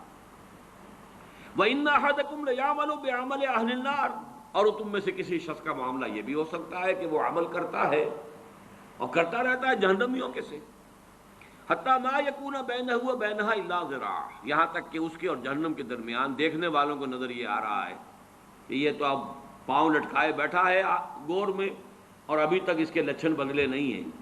فیسبق علیہ الکتاب، لیکن وہ نوشتہ اللہ کا، وہ جو ایک علم خدا بندی کے اعتبار سے وہ تو شقی تھا یا سعید تھا۔ فیعمل بعمل اہل الجنۃ فیدخلھا، تو وہ اب اہل جنت کے سے کام کرتا ہے اور جنت میں داخل ہوتا ہے۔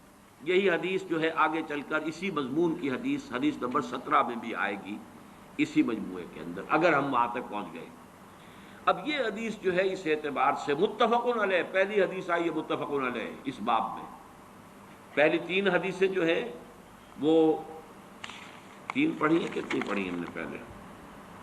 1 2 3، یہ چوتھی حدیث ہے اور یہ ہے متفق علیہ۔ باقی 3 کی 3 صرف صحیح مسلم کی تھی، اور بڑی عظیم حدیث ہے، بہت عظیم حدیث۔ ایک تو فطرت اور جبلت یہاں واضح ہو گئی، ایک سرشتے خلقت ہے انسان کی، ایک فطرت ہے۔ فطرت ہے، اس کا تعلق اس کا روح ملکوتی سے ہے، وہ روح ہے۔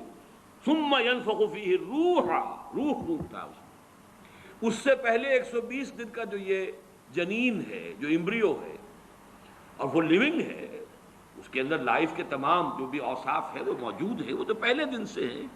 سپرمیٹوزوئن بھی اگر تھا تو وہ بھی زندہ تھا، متحرک تھا، فعال تھا، اور اگر اوم تھا ماں کی طرف سے تو وہ بھی زندہ شے تھی، لیونگ ایک آرگنزم ہے۔ لہذا کوئی وقت بھی اس کے اوپر ایسا تو نہیں آیا، وہ تو حیات سے حیات چلی آ رہی ہے۔ وہ ماں کی حیات اور باپ کی حیات، ان دونوں سے مل کر حیات کا ایک سلسلہ جو ہے وہ شروع ہو گیا ہے۔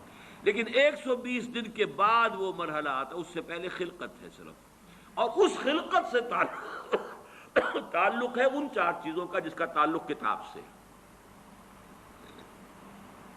یہ ہے گیون چیزیں اس کے لیے۔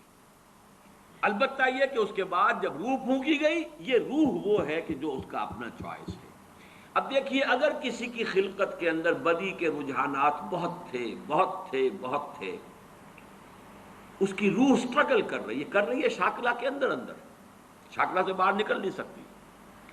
Great resistance it has to overcome, کرتے یوں سمجھیے کہ جیسے دیمک جو ہے کسی چوکھٹ کو اندر سے کھا رہی ہے، ایک وقت آتا ہے کہ وہ اوپر ظاہر ہو جاتی ہے۔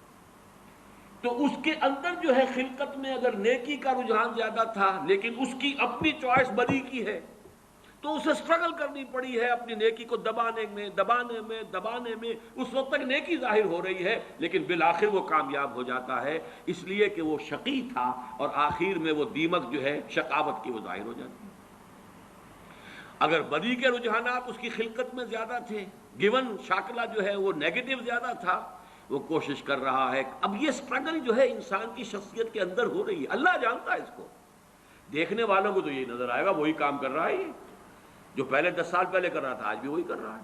انہیں نظر نہیں آئے گا کہ اس نے کتنی محنت کی ہے، کتنی بار گرا ہے پھر اٹھا ہے، پھر گرا ہے پھر اٹھا ہے، کتنی مرتبہ جو ہے اوور پاور کیا ہے اسے اس کی اس خلقت نے اور شیطانی وساوس نے جو اس کو اور سپورٹ کر رہے ہیں. لیکن اس نے اپنی he has not given up his struggle، اس کے اندر لگا رہا ہے یہاں تک کہ بالآخر کامیاب ہو گئے.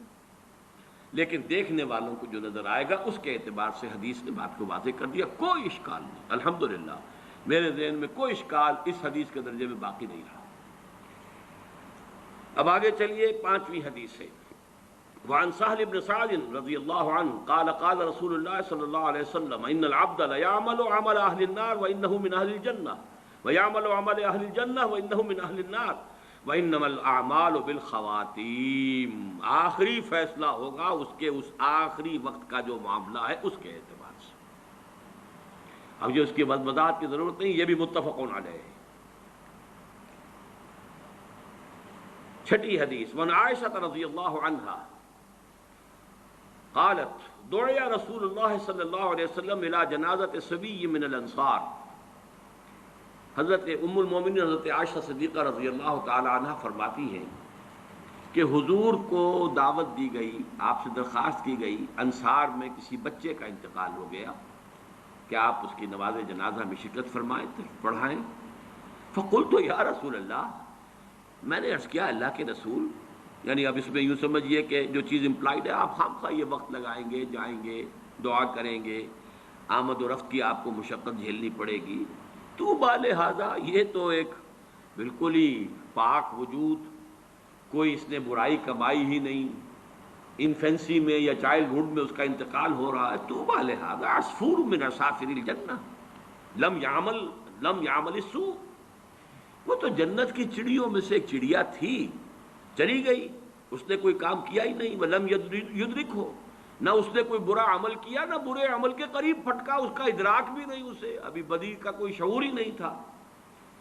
فقال، اب حضور نے فرمایا او غیر ذالک یا عائشہ، ہے عائشہ کہیں ایسا تو نہیں کہ بات اس کے برعکس ہو. ان اللہ خلق للجنت اہلا، دیکھو اللہ تعالیٰ نے جو مخلوق پیدا کی ہے اپنے انجام کے اعتبار سے ان میں سے کچھ جو ہے وہ جنت کے لیے.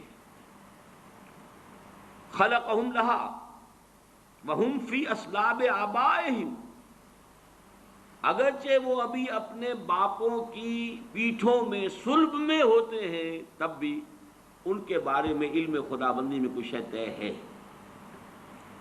وَخَلَقَ لِلنَّارِ أَهْلًا خَلَقَهُمْ لَهَا وَهُمْ فِي أَصْلَابِ آبَائِهِمْ. اسی طریقے سے چاہے ابھی کچھ لوگ اپنے والدین، اپنے آبا دادا کی ابھی پشت کے اندر ہی ہے، ابھی وہ باپ تک بھی منتقل نہیں ہوا ہے، لیکن یہ کہ اللہ کے علم میں ہے. ہم نہیں کہہ سکتے کہ کس کا کیا انجام ہونا ہے، یہ ہمارے علم کی بات نہیں ہے، یہ اللہ تعالیٰ کے حوالے علم خداوندی میں. ہمارا کام شریعت کا کیا ہے؟ مسلمان کا جنازہ ہے، جاؤ پڑھو، چاہے بچہ ہو. مشرک کا بچہ ہے، اس کا آپ جنازہ نہیں پڑھ سکتے، بس بات ختم ہو گئی. ہمارے لیے شریعت ہے اور وہ ہے اس ظاہر کے اعتبار سے. حقیقت میں کس کا کیا انجام ہونے والا ہے وہ اللہ بہتر جانتا ہے. 7ویں حدیث. وعن علی رضی اللہ عنہ قال قال رسول اللہ صلی اللہ علیہ وسلم ما منکم من احد الا وقد کتب مقعده من النار ومقعده من الجنہ. قالوا یا رسول اللہ افلا نتکل علی کتابنا وندع العمل. حضرت علی سے اب یہ بڑی حکیمانہ یعنی حدیث ہے. حضرت علی سے مروی ہے رضی اللہ تعالی عنہ کہ حضور نے ارشاد فرمایا ما منکم من احد، تم میں سے کوئی شخص ایسا نہیں ہے، کوئی شخص نہیں ہے مگر یہ کہ لکھا جا چکا ہے اس کا ٹھکانہ یا جنت میں یا دوزخ میں. یعنی اللہ کے علم میں تھے، اللہ کے علم میں معلوم ہے. محنت کرو گے، کوشش کرو گے، لیکن یہ کہ جو انجام ہے وہ اللہ کے علم میں ہے، کتاب میں. من قبل ان نبراہا، وہ تو اس علم میں الہی کی جو کتاب ہے ام الکتاب، اس کتاب کے اندر سے جو بھی ہے وہ در حقیقت وہ اس کا ظہور ہوگا بالآخر۔ تو لوگوں نے کہا قالوا یا رسول اللہ، اب یہ جو نتیجہ نکلتا ہے نوٹ کیجئے، افلا نتکل علی کتابنا ونضع العمل، تو کیا پھر ہم توکل نہ کریں، بھروسہ نہ کریں اپنی کتاب پر، جو بھی لکھا ہوا ہے وہ تو ہونا ہی ہے، پھر عمل چھوڑ دیں؟ یہ مشقت بھاگ دوڑ یہ وہ اس کے لیے کائے کے لیے؟ قال اعملوا، نہیں، عمل کرو، محنت کرو، جدوجہد کرو، امکانی حد تک کرو، فکل میسر لما خلق له، ہر شخص تدریجاً اس کی تیسیر ہوتی چلی جائے گی، میسر۔ اس کو ذرا لفظ کو نوٹ کر لیجئے، اس لیے کہ اس حدیث میں یہ ذرا ثقیل شکل میں بھی آگے آ رہا ہے 2 مرتبہ۔ یسر کہتے ہیں آسانی کو، عسر کہتے ہیں تنگی کو۔ فی العسر والیسر، جن حضرات نے بیعت کی ہے تنظیم اسلامی میں شامل ہوتے ہوئے، وہ ان الفاظ سے خوب واقف ہیں۔ فی العسر والیسر، اطاعت کریں گے عسر میں بھی یسر میں بھی۔ اب یسر سے باب تفعیل تیسیر، یسرا یوسر تیسیراً، کسی شے کو میسر کر دینا، آسان کر دینا، سہج سہج پہنچا دینا۔ جیسے کہ جو سورۃ اللیل ہے آخری پارے میں، فَسَنُيَسِّرُهُ لِلْيُسْرَىٰ وَسَنُيَسِّرُهُ لِلْعُسْرَىٰ، آہستہ آہستہ ہم اسے الیسرا میں پہنچا دیں گے، یا آہستہ آہستہ وہ العسرا میں پہنچ جائے گا۔ تو کل میسر لما خلق له، ہر ایک جو بھی اس کتاب کے اندر درج ہے اس کے مطابق اس کی تیسیر اور توفیق ہو جائے گی۔ اما من کان من اہل السعادۃ فسیسر لعمل السعادہ، تو جس کا اللہ تعالیٰ کے اس علم میں سعادت کا ہے انجام، وہ سعادت کے لیے آسان کیا جائے گا، اس کے لیے سعادت اور نیکی کے راستے کھول دیے جائیں گے، کھلتے چلے جائیں گے۔ وَأَمَّا مَنْ كَانَ مِنْ أَهْلِ الشَّقَاوَةِ شَقِيٌّ وَسَعِيدٌ، یہ ہم اس حدیث میں پڑھ چکے ہیں متفق علیہ میں، یہ بھی لکھ دیا جاتا ہے۔ تو فرمایا فَسَيُيَسَّرُ لِعَمَلِ الشَّقَاوَةِ، ثم قرأ فأما من أعطى واتقى وصدق بالحسنى فسنيسره لليسرى۔ اب یہاں دیکھیے آیت جو کوٹ کی ہے آپ نے، وہ بالکل وہی ہے۔ 4 شرطیں پہلے انسان پوری کرتا ہے، 3 کم سے کم 3 آتی۔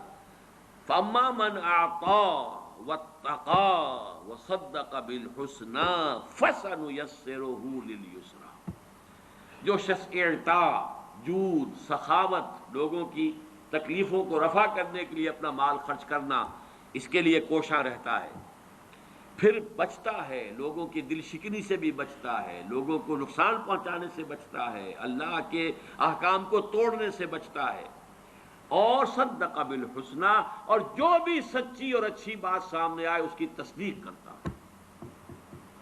یہ 3 شرطیں پوری کرو گے فَسَنُيَسِّرُهُ لِلْيُسْرَىٰ، تو ہم اس کو سہج سہج مشکلات جو ہیں اس راستے کی آسان سے آسان کر دیں گے، دروازے کھولتے چلے جائیں گے۔ جیسے کہ فرمایا وَالَّذِينَ جَاهَدُوا فِينَا لَنَهْدِيَنَّهُمْ سُبُلَنَا، اپنے راستے ان کے لیے کھولتے چلے جائیں گے۔ اور اس کے برعکس وَأَمَّا مَن بَخِلَ وَاسْتَغْنَىٰ وَكَذَّبَ بِالْحُسْنَىٰ فَسَنُيَسِّرُهُ لِلْعُسْرَىٰ، تو آیات کا حوالہ دیا حضور نے اس حدیث کے اندر۔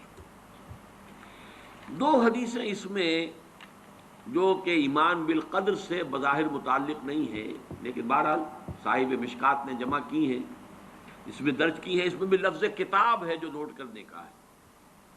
وعن ابی ہریرہ رضی اللہ عنہ قال قال رسول اللہ صلی اللہ علیہ وسلم ان اللہ كتب علی ابن آدم حظه من الزنا ادرک ذلك لا محالہ۔ حضور نے فرمایا کہ ہر ابن آدم پر اللہ تعالیٰ نے زنا کا کچھ نہ کچھ حصہ لکھ دیا ہے۔ لکھ دیا کہ یہ حصہ اس میں آئے گا، اس کے حصے میں پڑے گا، یہ علم خداوندی۔ تو وہ کیا ہے؟ وہ لا محالہ اس کا وہ حصہ اسے پہنچے گا۔ فزنا العین النظر، زنا جس کو ہم معروف معنی میں زنا کہتے ہیں وہ نہ بھی ہو تو آنکھ کا بھی زنا ہے، نامحرم کو دیکھنا۔ ایک مرتبہ کی نگاہ جو ہے وہ معاف ہے، دوسری مرتبہ کا دیکھنا وہ آنکھ کے زنا کے حکم میں ہے۔ وزن اللسان النطق، نامحرم سے گفتگو کرنا اور خام خواہ گفتگو کو طول دینا، اس میں لذت لینا، ضرورت کے ساتھ کوئی گفتگو کرنی پڑ رہی ہے، کراہت کے ساتھ کرنی پڑ رہی ہے، بس جتنی بات ضروری ہے اتنی ہی کی ہے، وہ بات اور ہے. لیکن یہ کہ اس سے آگے معاملات مختلف اعتبار، وہ بھی زبان کا نطق کا دینا ہے. والنفس یتمنی وتشتہی، اور نفس کا معاملہ یہ ہے کہ پھر وہ تمنا اس میں ابھرتی ہے کہ تکمیل ہو جائے اس عمل زنا کی، اور اس میں اشتہا ہوتا ہے، شہوت ہوتی ہے. والفرج یصدق ذلک ویکذبہ، اس کے بعد تو عمل جو ہے وہ یا اس کی توثیق اور تصدیق کر دیتا ہے یا اس کی تکذیب کر دیتا ہے. متفق علیہ روایت ہے. وفی روایت لمسلم، اور جو امام مسلم منفرد طور پر جو لائے ہیں روایت، وہ یہ بھی ہے کہ قال كتب على ابن آدم نصیبہ من الزنا مدرک ذلك لا محالہ، العینان زناہما النظر، والاذنان زناہما الاستماع، واللسان زناہ الکلام، والید زناہ البطش، والرجل زناہ القطع، والقلب یہوی ویتمنا ویصدق ذلك الفرج ویکذبہ. بہرحال اس کی بھی مزید ترجمے کی ضرورت نہیں ہے، بات مضمون وہی ہے. اب آئیے نویں حدیث. وعن عمران بن حسین رضی اللہ عنہ ان رجلین من مزینۃ قالا، حضرت عمران ابن حسین کہتے ہیں رضی اللہ تعالی عنہ کہ بنو مزینہ کے دو شخص آئے حضور کی خدمت میں، انہوں نے بات کہی، یا رسول اللہ، اے اللہ کے رسول، ارأیت ما یعمل الناس اليوم ویقدحون فیہ، کیا آپ کی رائے ہے یہ لوگ جو آج کام کرتے ہیں، عمل کرتے ہیں، بھاگ دوڑ کرتے ہیں، جہاد کرتے ہیں، انفاق کرتے ہیں، قدح قادح الی ربک قدحا فملاقیہ، یہ آخری پارے میں جو آیت آئی ہے وہ قدح، مشقت جھیلنا. تو یہ جو انسان مشقت کرتا ہے، اب اس کے بارے میں آپ کیا فرماتے ہیں؟ اشیء قضی علیہ، کیا یہ کوئی ایسی شے ہے جو ان کے بارے میں پہلے سے طے شدہ ہے؟ وَمَضَى فِيهِمْ قَدَرٌ سَبَقَ، اور یہ کہ کوئی قدر جو ہے، تقدیر پہلے ہی سے طے پا چکی ہے ان کے بارے میں. او فیما یستقبلون بہ مما اتاہم بہ نبیہم وثبتت الحجۃ علیہم، یا یہ کہ جو بھی مستقبل میں آنے والا ہے، جن میں کہ کوئی نبی ان کے پاس کوئی پیغام لے کر آتا ہے، ان پر حجت قائم ہو جاتی ہے، یہ چیزیں جو ہیں ان کا کیا آپس میں ربط اور تعلق ہے؟ فقال، حضور نے فرمایا، لا بل شیء قضی علیہم ومضی فیہم والتصدیق ذلک فی کتاب اللہ عز وجل ونفس وما سواہا فالہمہا فجورہا وتقواہا. حضور نے فرمایا، اور یہاں پر پھر میں کہوں گا کہ اس سے مراد صرف وہ علم الہی ہے کہ اس میں وہ شے طے شدہ ہے کہ کسی شخص کو کیا کرنا ہے، کیا کرے گا، لیکن اس سے اس کے آزاد ارادے اور اس کے چوائس کی نفی مطلق انفر کرنا درست نہیں ہے.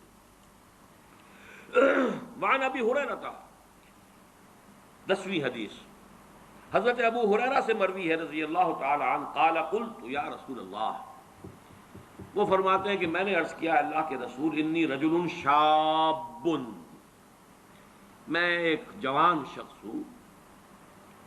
اور ظاہر بات ہے کہ اصحاب صفہ میں سے تھے، نکاح کرنا، گھر گرہستی یہ ان کے لیے ممکن ہی نہیں تھا. وَأَنَا أَخَافُ عَلَى نَفْسِ الْعَنَةَ، اور مجھے اپنے بارے میں خوف ہے، کہیں میرا قدم پھسل نہ جائے، کوئی غلط حرکت نہ کر بیٹھوں. آخر جوان انسان ہوں، جوان مرد ہوں، تو میری جو بھی طبیعت کا تقاضا ہے. وَلَا أَجِدُ مَا أَتَزَوَّجُ بِهِ النِّسَاءَ، میرے پاس تو کوئی وہ مال نہیں ہے، وہ وسائل نہیں ہے کہ میں نکاح کر سکوں. كَأَنَّهُ يَسْتَأْذِنُهُ فِي الْاخْتِصَارِ، اگرچہ وہ الفاظ تو حضرت ابو ہریرہ نے استعمال کیے، لیکن یہ کہ جو اندیا اس سے ظاہر ہوا وہ یہ تھا کہ وہ یہ اجازت چاہتے تھے کہ میں اپنی مردمی کو ختم کر دوں، خصی ہو جاؤں، میں اپنے اس تقاضے ہی کو ختم کر دوں. قال فسکت عنی، تو حضرت ابو ہریرہ فرماتے ہیں کہ جب میں نے یہ بات کہی تو حضور خاموش رہے. ثم قلت مثل ذلك، میں نے پھر وہی بات دہرائی. فسکت عنی، پھر بھی حضور خاموش رہے. ثم قلت مثل ذلك، پھر میں نے تیسری مرتبہ بات کہی، حضور فسکت عنی، پھر آپ پھر بھی خاموش رہے. ثم قلت مثل ذلك، چوتھی مرتبہ جب میں نے یہ بات کہی، فقال النبی صلی اللہ علیہ وسلم، تو حضور نے ارشاد فرمایا، یا ابا ہریرہ، جف القلم بما انت لاق فاقتص على ذلك او ذر، رواہ البخاری رحمہ اللہ۔ یہ صحیح بخاری کی روایت ہے، حضور نے فرمایا ابو ذر قلم خشک ہو چکا لکھ کر، وہی کتاب وہ اگلی آیت اگلی حدیث میں آ بھی رہا ہے، جو پہلی حدیث تھی مقادیر لکھ دیے تھے اللہ نے 500 برس پہلے کائنات کی تخلیق سے۔ جف القلم، قلم لکھ کر خشک ہو چکا، بما انت لاق، جو بھی کچھ ہونا ہے وہ تو ہوگا، فاختص علی ذلک او ذر، اب یہ تمہاری مرضی ہے، تم چاہو جو کہنا چاہ رہے ہو وہ کرو یا نہ کرو۔ یعنی یہ کہ فرض کیجئے کہ تم نے یہ قدم اٹھا بھی لیا تو کوئی اور پرورشن کسی اور نوعیت کی، کوئی اور خرابی، اگر وہی ہے تو صرف یہ کہ آنکھ ہی کا زنا کرتے رہو گے۔ اگر تم قابو نہیں کر سکتے اپنے اوپر، تو اگر تم نے وہ زنا کا وہ جو عمل ہے اس سے اپنے آپ کو معذور کر بھی لیا، تو آنکھ کا زنا، کان کا زنا، زبان کا زنا، یہ چلتے رہیں گے، تو وہ سب مل کر بھی تو کچھ بہت بڑی شے بن سکتی ہے۔ تو اصل شے تو یہ کہ کنٹرول کرو، باقی جو ہونا ہے وہ اللہ کے علم میں ہے۔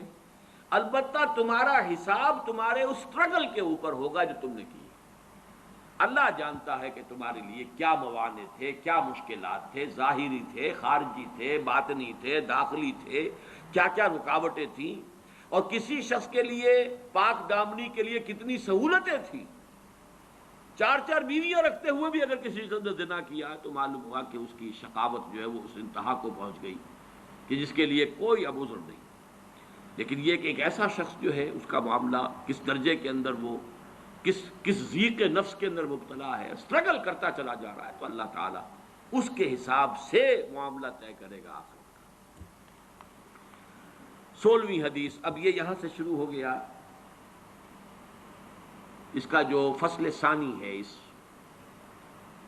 مشکات المصابیح کا اس باب کی فصل ثانی۔ عن عبادہ بن صامت رضی اللہ عنہ قال قال رسول اللہ صلی اللہ علیہ وسلم ان اول ما خلق اللہ القلم فقال له اکتب قال ما اکتب قال اکتب القدر فكتب ما كان وما هو كائن الى الابد رواہ الترمذی وقال هذا حدیث غریب اسنادا۔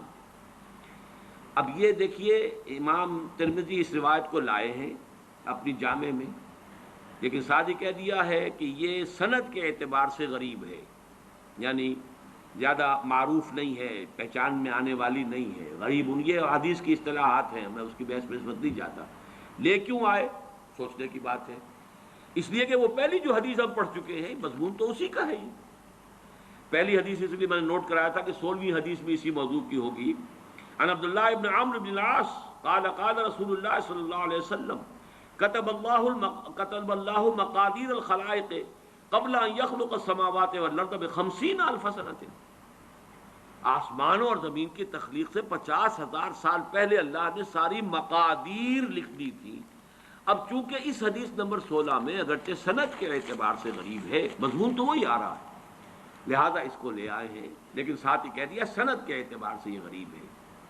حضرت عبادہ ابن صامت فرماتے ہیں کہ اللہ تعالیٰ نے، کہ حضور نے ارشاد فرمایا کہ پہلی چیز جو اللہ نے پیدا فرمائی وہ قلم تھا۔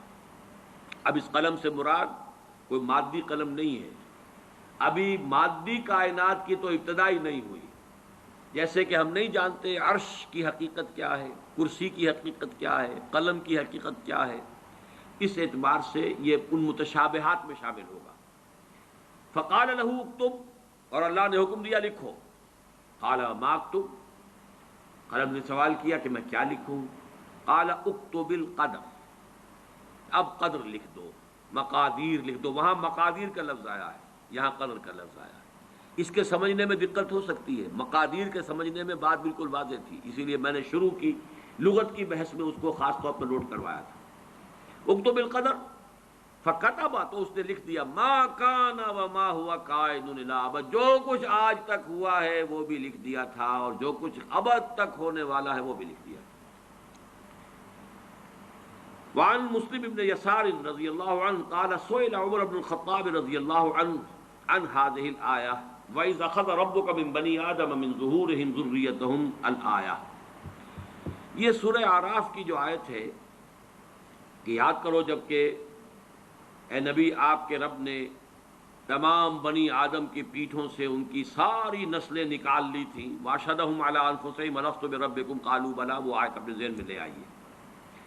تو حضرت مسلم بن یسار فرماتے ہیں کہ حضرت عمر بن الخطاب رضی اللہ تعالی عنہ سے اس آیت کے بارے میں سوال کیا گیا. ذرا اس کی وضاحت فرمائیے. قال عمر، حضرت عمر رضی اللہ تعالی عنہ نے جواب دیا، سمعت رسول اللہ صلی اللہ علیہ وسلم یسأل عنہا، میں نے سنا تھا کہ حضور سے بھی اسی آیت کے بارے میں سوال کیا گیا تھا. فقال، آپ نے فرمایا، ان اللہ خلق آدم.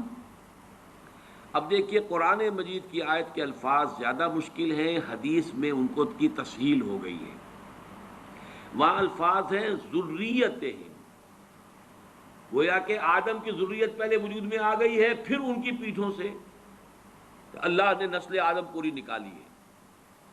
یہاں حدیث نے اس کو واضح کر دیا، آسان کر دیا. ان اللہ خلق آدم، اللہ نے آدم کو پیدا فرمایا. ثم مسح ظہرہ بیمینہ، پھر اللہ نے اپنے داہنے ہاتھ سے ان کی پیٹھ پر مسح کیا، پھیرا اپنا ہاتھ. فاستخرج منہ ذریۃ، تو اس میں سے کچھ اولاد جو تھی ذریت آدم جو آنی ہے ابد تک، اس میں سے کچھ کو نکال دیا. فقال خلقت ہؤلاء للجنہ، فرمایا یہ وہ لوگ ہیں، یہ جنت کے لیے، میں نے ان کو پیدا کیا جنت کے لیے. ثم مسح ظہرہ بیمینہ، ثم ظہر،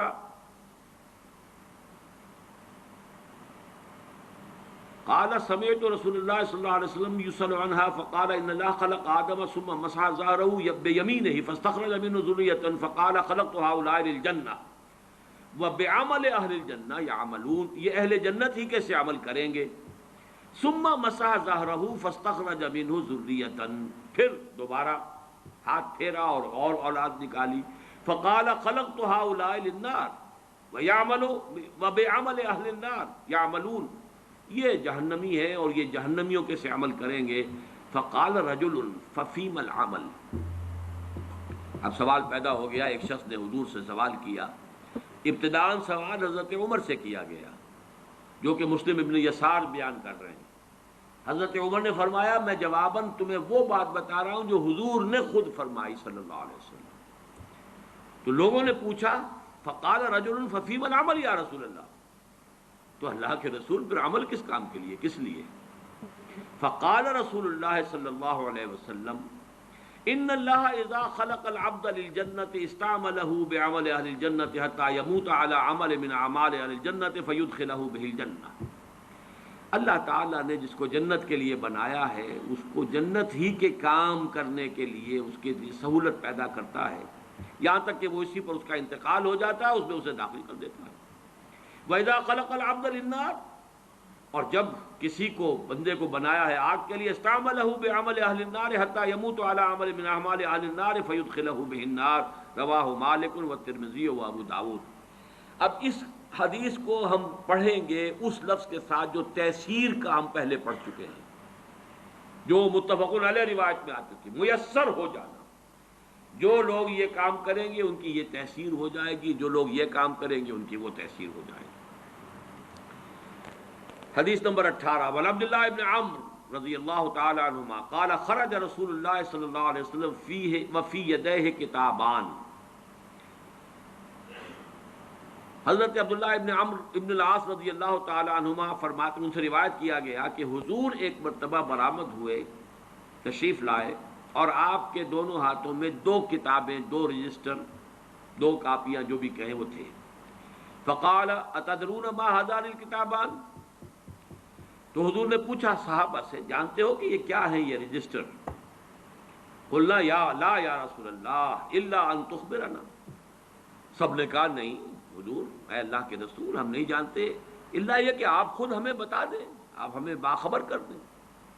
الا ان تخبرنا. فقال للذی فی یدہ الیمنی، تو اب آپ نے فرمایا جو آپ کے داہنے ہاتھ میں تھی، ھذا کتاب من رب العالمین، یہ ہے وہ نوشتہ تمہارے رب کی طرف سے، تمام جہانوں کے پروردگار کی جانب سے. فیہ اسماء اہل الجنہ، اس میں جو بھی لوگ انتہا کا جو درجہ ہے، آخری اپنی عاقبت کے اعتبار سے جنت میں جانے والے ہیں ان کے نام درج ہیں۔ پھر یہاں نوٹ کر لیجئے، وہی کتاب، وہی علم خدا بندی جو ازلی ہے، قدیم ہے، اور اس کی کا جو بھی علم خدا بندی ہے وہ قطعی ہے، اس میں کوئی غلطی ثابت نہیں ہو سکتی۔ واسماء آبائہم و قبائلہم، اور ان کے آباء و اجداد کے شجرہ نسب بھی ہیں، ان کے قبیلوں کا بھی۔ ثم اجمل علی آخرہم، اور پھر یہ کہ آخری انسان تک کا نام اس میں درج ہو چکا ہے، جو بھی اہل جنت ہوں گے۔ فلا یزاد فیہم ولا ینقص منہم ابدا، اب اس میں نہ کسی کا اضافہ ہوگا اور نہ کسی کی کمی ہوگی۔ ثم قال للذی فی شمالہ، اور پھر آپ نے فرمایا جو میرے بائیں ہاتھ میں ہے، ھذا کتاب من رب العالمین فی اسماء اہل النار، یہ ہے رب العالمین کی طرف سے وہ کتاب جس میں جہنمیوں کے نام درج ہیں۔ واسماءہم واسماء فیہ اسماء اہل النار واسماء آبائہم و قبائلہم، اور ان کے قبائل کے اور آباء و اجداد کے نام درج ہیں۔ ثم اجمل علی آخرہم، اور یہ بھی آخری جو انسان ہو سکتا ہے جو آئے گا نسل آدم میں سے، اس کی حد تک جو بھی تقسیم ہونی ہے اس کا درج ہو چکا، اندراج ہو چکا ہے۔ فلا یزاد فیہم ولا ینقص، اب نہ اس میں کوئی اضافہ ہوگا اور نہ کمی ہوگی ابدا۔ فقال اصحابہ، پھر حضور کے صحابہ نے سوال کیا، ففیم العمل یا رسول اللہ، ان کان امر قد فرغ منہ، یا قد فرغ منہ، یہ مجہول بھی ہو سکتا ہے اور معروف بھی ہو سکتا ہے۔ انہوں نے پوچھا کہ پھر یہ عمل ہم کس بات میں کریں، اگر یہ کوئی ایسا معاملہ ہے کہ جو جس سے فارغ ہوا جا چکا، جو طے ہو چکا علم الہی میں، اللہ کے فیصلے میں، مقدر کے اندر طے ہو گیا، یا اللہ تعالیٰ جس سے فارغ ہو چکا۔ فقال صددوا وقاربوا، دو الفاظ بڑے اہم ہیں، سیدھے کرنے کی کوشش کرتے رہو، سددوا، سداد کہتے ہیں سیدھا کرنا، تو سیدھا راستہ کرنے کی کوشش کرتے رہو۔ تمہارے اندر کوئی ٹیڑھ اگر ہے خلقت کے اندر، کوشش کرو اسے سیدھا کرو، جتنے بھی امکان کی حد تم کر سکتے ہو سیدھا کرو۔ اور قارب، مقاربت، قریب قریب بہتر لانے کی کوشش کرو، خیر کی طرف، بھلائی کی طرف۔ پھر وہی آیت ذہن میں رکھیے، فاما من اعطى واتقى وصدق بالحسنى، کوشش اس کی کرو، فسنيسره لليسرى، واما من بخل واستغنى وكذب بالحسنى فسنيسره للعسرى۔ میں پچھلی مرتبہ آپ کو بتا چکا ہوں کہ اس میں واقعہ یہ ہے کہ شاکلہ 95% شاکلہ ہے انسان، لیکن ایک فری چوائس ہے، کوشش ہے، جد و جہد ہے، وہ سٹرگل جو ہو رہی ہے اندر اس خول کے اندر، وہ اللہ جانتا ہے۔ کیا گیون تھا وہ اللہ جانتا ہے، کیا کوشش اس نے کی وہ اللہ جانتا ہے، اور ہر شخص کی پرسنل اسسمنٹ ہوگی۔ کلہم آتی ہے یوم القیامت فردا، ہر انسان کو، ہر ذی نفس کو اللہ کی عدالت میں حاضر ہونا انفرادی سطح، ہر شخص اپنی ذاتی اعتبار سے، اور اس کا جو بھی گیون تھا، لا یکلف اللہ نفسا الا وسعها، سددوا وقاربوا، فإن صاحب الجنة يختم له بعمل أهل الجنة وإن عمل أي عمل، وإن صاحب النار يختم له بعمل أهل النار وإن عمل أي عمل۔ ثم قال رسول اللہ صلی اللہ علیہ وسلم بِيَدَيْهِ فَنَبَذَهُمَا، پھر آپ نے دونوں ہاتھ جو ہیں ان کو اشارہ کر کے کہا، فرغ ربکم من العباد فریق فی الجنۃ و فریق فی السعیر، تمہارا رب فارغ ہو چکا ہے، اس کے علم میں یہ طے ہے کہ کون ہے، ایک جماعت ہے کہ جو جنت میں جانے والی، ایک جماعت ہے کہ جو جہنم میں جانے والی۔ کہ پھر نوٹ کر لیجئے اس حدیث کو علم الہی پر، یہ ساری احادیث جو ہے اس کے اوپر جو میں نے ٹائٹل قائم کیا تھا، اس کو دوبارہ ذرا وہ اس کا جو ٹائٹل والا شیٹ ہے وہ لگا دو۔ اللہ کا علم کامل بھی ہے اور قدیم بھی، اور آن واحد میں کل کون و مکان اور ماضی، حال اور مستقبل سب کو محیط بھی۔ اسی کو قرآن اور حدیث میں الکتاب سے بھی تعبیر کیا گیا ہے، جس میں درج کوئی شے غلط نہیں ہو سکتی۔ البتہ اللہ کا یہ علم قدیم و قطعی، پری نالج، جبر محض، پری ڈیسٹینیشن یا فیٹلزم کو مستلزم نہیں ہے، یہ ہے اس کا لب لباب۔ بہرحال یہ جو حدیث تھی کہ اللہ تعالیٰ فارغ ہو چکا ہے، فرغ ربکم من العباد فریق فی الجنۃ و فریق فی السعیر، یہ قرآن مجید کے الفاظ ہیں، رواہ ترمذی رحمہ اللہ۔ اب اس کی حدیث نمبر 19، ٹائم تو زیادہ ہو رہا ہے لیکن یہ کہ آج اس کو ختم کر دیں، تھوڑا سا مزید دوں گا۔ یا بس یہ کہ صرف یہ ایک حدیث پڑھ لیتے ہیں. ویسے یہ نوٹ کر لیں کہ اگلے اتوار کو تو ہمارا ناغا لا محالہ وہ رہنا، اس لیے کہ وہ اب عاشورے کا دن ہوگا، اور عاشورہ جو ہے وہ تو اب وہ قیامت صغریٰ کی بجائے بھی قیامت کبریٰ بنتا جا رہا ہے. اللہ تعالیٰ خیر سے گزار دے، کیونکہ بہت کچھ زندگی معطل ہوگی، لہذا اس نظام کو بھی ہم اس میں درس کو بھی اس کا داغا کریں گے. آج چاہیں تو ذرا زیادہ وقت لگا لیں، سوال جواب کی نشست بھی ہو جائے، کیونکہ اس کے بعد بھی شاید ایک اور اتوار میں حاضر نہ ہو سکوں، لیکن درس ہوگا انشاءاللہ. البتہ پہلا جو اب اتوار آ رہا ہے وہ غالباً 18 کو ہے، وہ عاشورے کا دن ہے، اس روز درس نہیں ہوگا.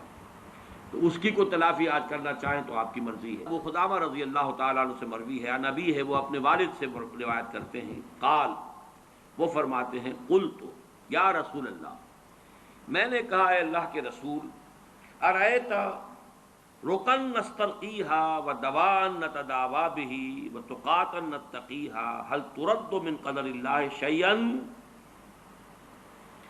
بڑا تیکھا، بڑا ٹیڑھا سوال.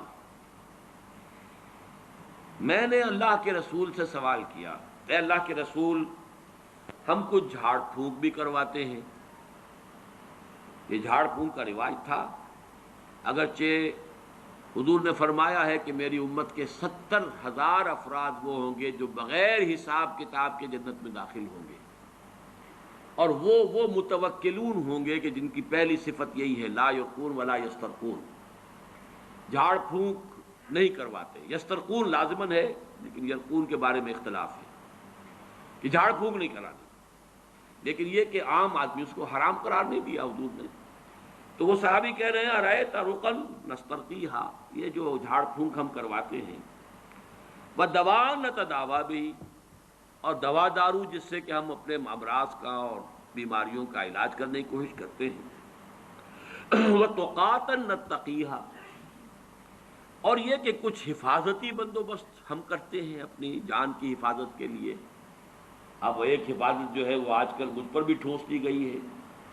پرسوں جمعے کے روز اچانک پتہ نہیں کیا کھلبلی مچی، ایس پی صاحب بھی تشریف لائے، اور پھر ڈی ایس پی صاحب بھی آئے، اور 2 SHOs بھی آئے. کوئی افواہ اڑی ہوئی تھی شہر میں، کوئی خاص کوئی ہماری اکیڈمی کے بارے میں، واللہ عالم. میں نے تو کہا کہ کوئی مجھے تو نہ کوئی ٹیلی فون ایسا آیا ہے.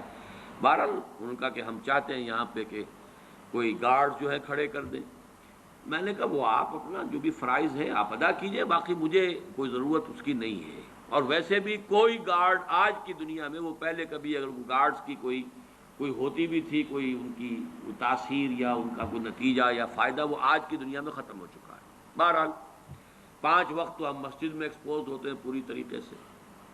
تو اس حوالے سے، اور لیکن اگر یہ اللہ کو منظور ہے تو یہ تو کام وہ ہے جو حضرت عمر کے ساتھ ہوا، حضرت علی کے ساتھ ہوا رضی اللہ تعالیٰ عنہما. دونوں کا معاملہ مسجد ہی میں جو ہے حملہ ہوا تھا. لیکن ایسی کوئی صورت ہے ہی نہیں میرے لیے اس وقت، جہاں تک میرے علم میں. بہرحال ابھی گارڈز جو ہیں، جو بھی اہتمام ہو رہا ہے، یہ تیسرا کھاتا ہے جو ان صحابی نے بیان کیا. اور یہ چیزیں حضور کے ساتھ بھی تھیں، حضور پر بھی پہرا ہوتا تھا. حضور جب مدینے میں تشریف لے گئے ہیں تو وہاں پر بھی پہرا ہوتا تھا. حضرت ابو ایوب انصاری کے مکان پر صحابہ پہرا دیتے تھے. البتہ اس کے بعد جب کوئی آیت نازل ہوئی ہے، غالباً وہ روایت پوری طرح تو ذہن میں مستحضر نہیں ہے، واللہ یعصمک من الناس، تو پھر حضور نے کہہ دیا کہ اب میرے لیے ان پہروں کا اہتمام نہ کرو، کیونکہ اللہ تعالیٰ نے یہ وعدہ اور ذمہ داری لے لی ہے، اللہ تمہیں بچائے گا انسانوں سے. اے نبی، اللہ بچائے گا آپ کو لوگوں سے. بہرحال یہ ضمانت جو ہے اور کسی کو تو نہیں ہے. تو انہوں نے یہ کہا، ارأیت رقن نسترقیہا، یہ جھاڑ پھونک جو ہم کرواتے ہیں، ودوان نتداوا بہ، دوا ہے ہم کرتے ہیں، اس بخار کے لیے یہ دوا ہے، فلاں کے لیے یہ دوا ہے، وتقاتا نتقیہا، اور یہ کہ کچھ چیزیں جو ہیں حفاظتی تدابیر ہم کرتے ہیں، حفاظت اور پہرے. اور هل ترد من قدر اللہ شیئا، کیا اس سے اللہ کی تقدیر میں کوئی تبدیلی، کوئی شے پھیری جا سکتی ہے، لوٹائی جا سکتی ہے؟ اب سوچئے کیا جواب. نبی اکرم صلی اللہ علیہ وسلم کا جواب کیا تھا؟ قال ہی من قدر اللہ، حضور نے فرمایا یہ خود اللہ کی قدر میں ہے. یعنی تمہاری محنت، تمہاری کوشش، تمہاری جد و جہد اس کی نفی نہیں ہے، یہ خود اس اللہ کے علم کے اندر درج ہے۔ اس حوالے سے یہ اس قدر کے، اس تقدیر کے منافی ہے ہی نہیں۔ گویا کہ عالم اسباب کا استعمال، عالم اسباب میں جد و جہد کرنا، یہ ہرگز منافی نہیں ہے اس ایمان بالقدر کے۔ یہ گویا کہ لب لباب ہوا ان تمام احادیث کا، اور اسی پر میں آج کا یہ سلسلہ ختم کر رہا ہوں، اگرچہ اس باب کی کچھ احادیث ابھی باقی ہیں، لیکن میں یہ سمجھتا ہوں رواہ احمد و ترمذی و ابن ماجہ، یہ صحیحین کی روایت تو نہیں ہے لیکن مسند احمد ابن حنبل کا بہت اونچا مقام ہے، پھر جامع ترمذی میں بھی ہے، سنن ابن ماجہ میں بھی ہے۔ یہ حدیث جو ہے آخری میں سمجھتا ہوں کہ اس پہلو سے کہ اس نے عقدے کو اور کھول دیا کہ یہ سب کچھ اللہ کی تقدیر ہی کا حصہ ہے، یہ مقادیر کے اندر معین چیزیں ہیں، لہذا جد و جہد السعی منا والاتمام من اللہ، سعی کرنا ہمارے ذمے، ارادہ کرنا ہمارے ذمے، سعی کرنا ہمارے ذمے، نتیجہ ہونا نکلنا یہ اللہ کے ہاتھ۔ اقول قولی ھذا واستغفر اللہ لی ولکم ولسائر المسلمین والمسلمات۔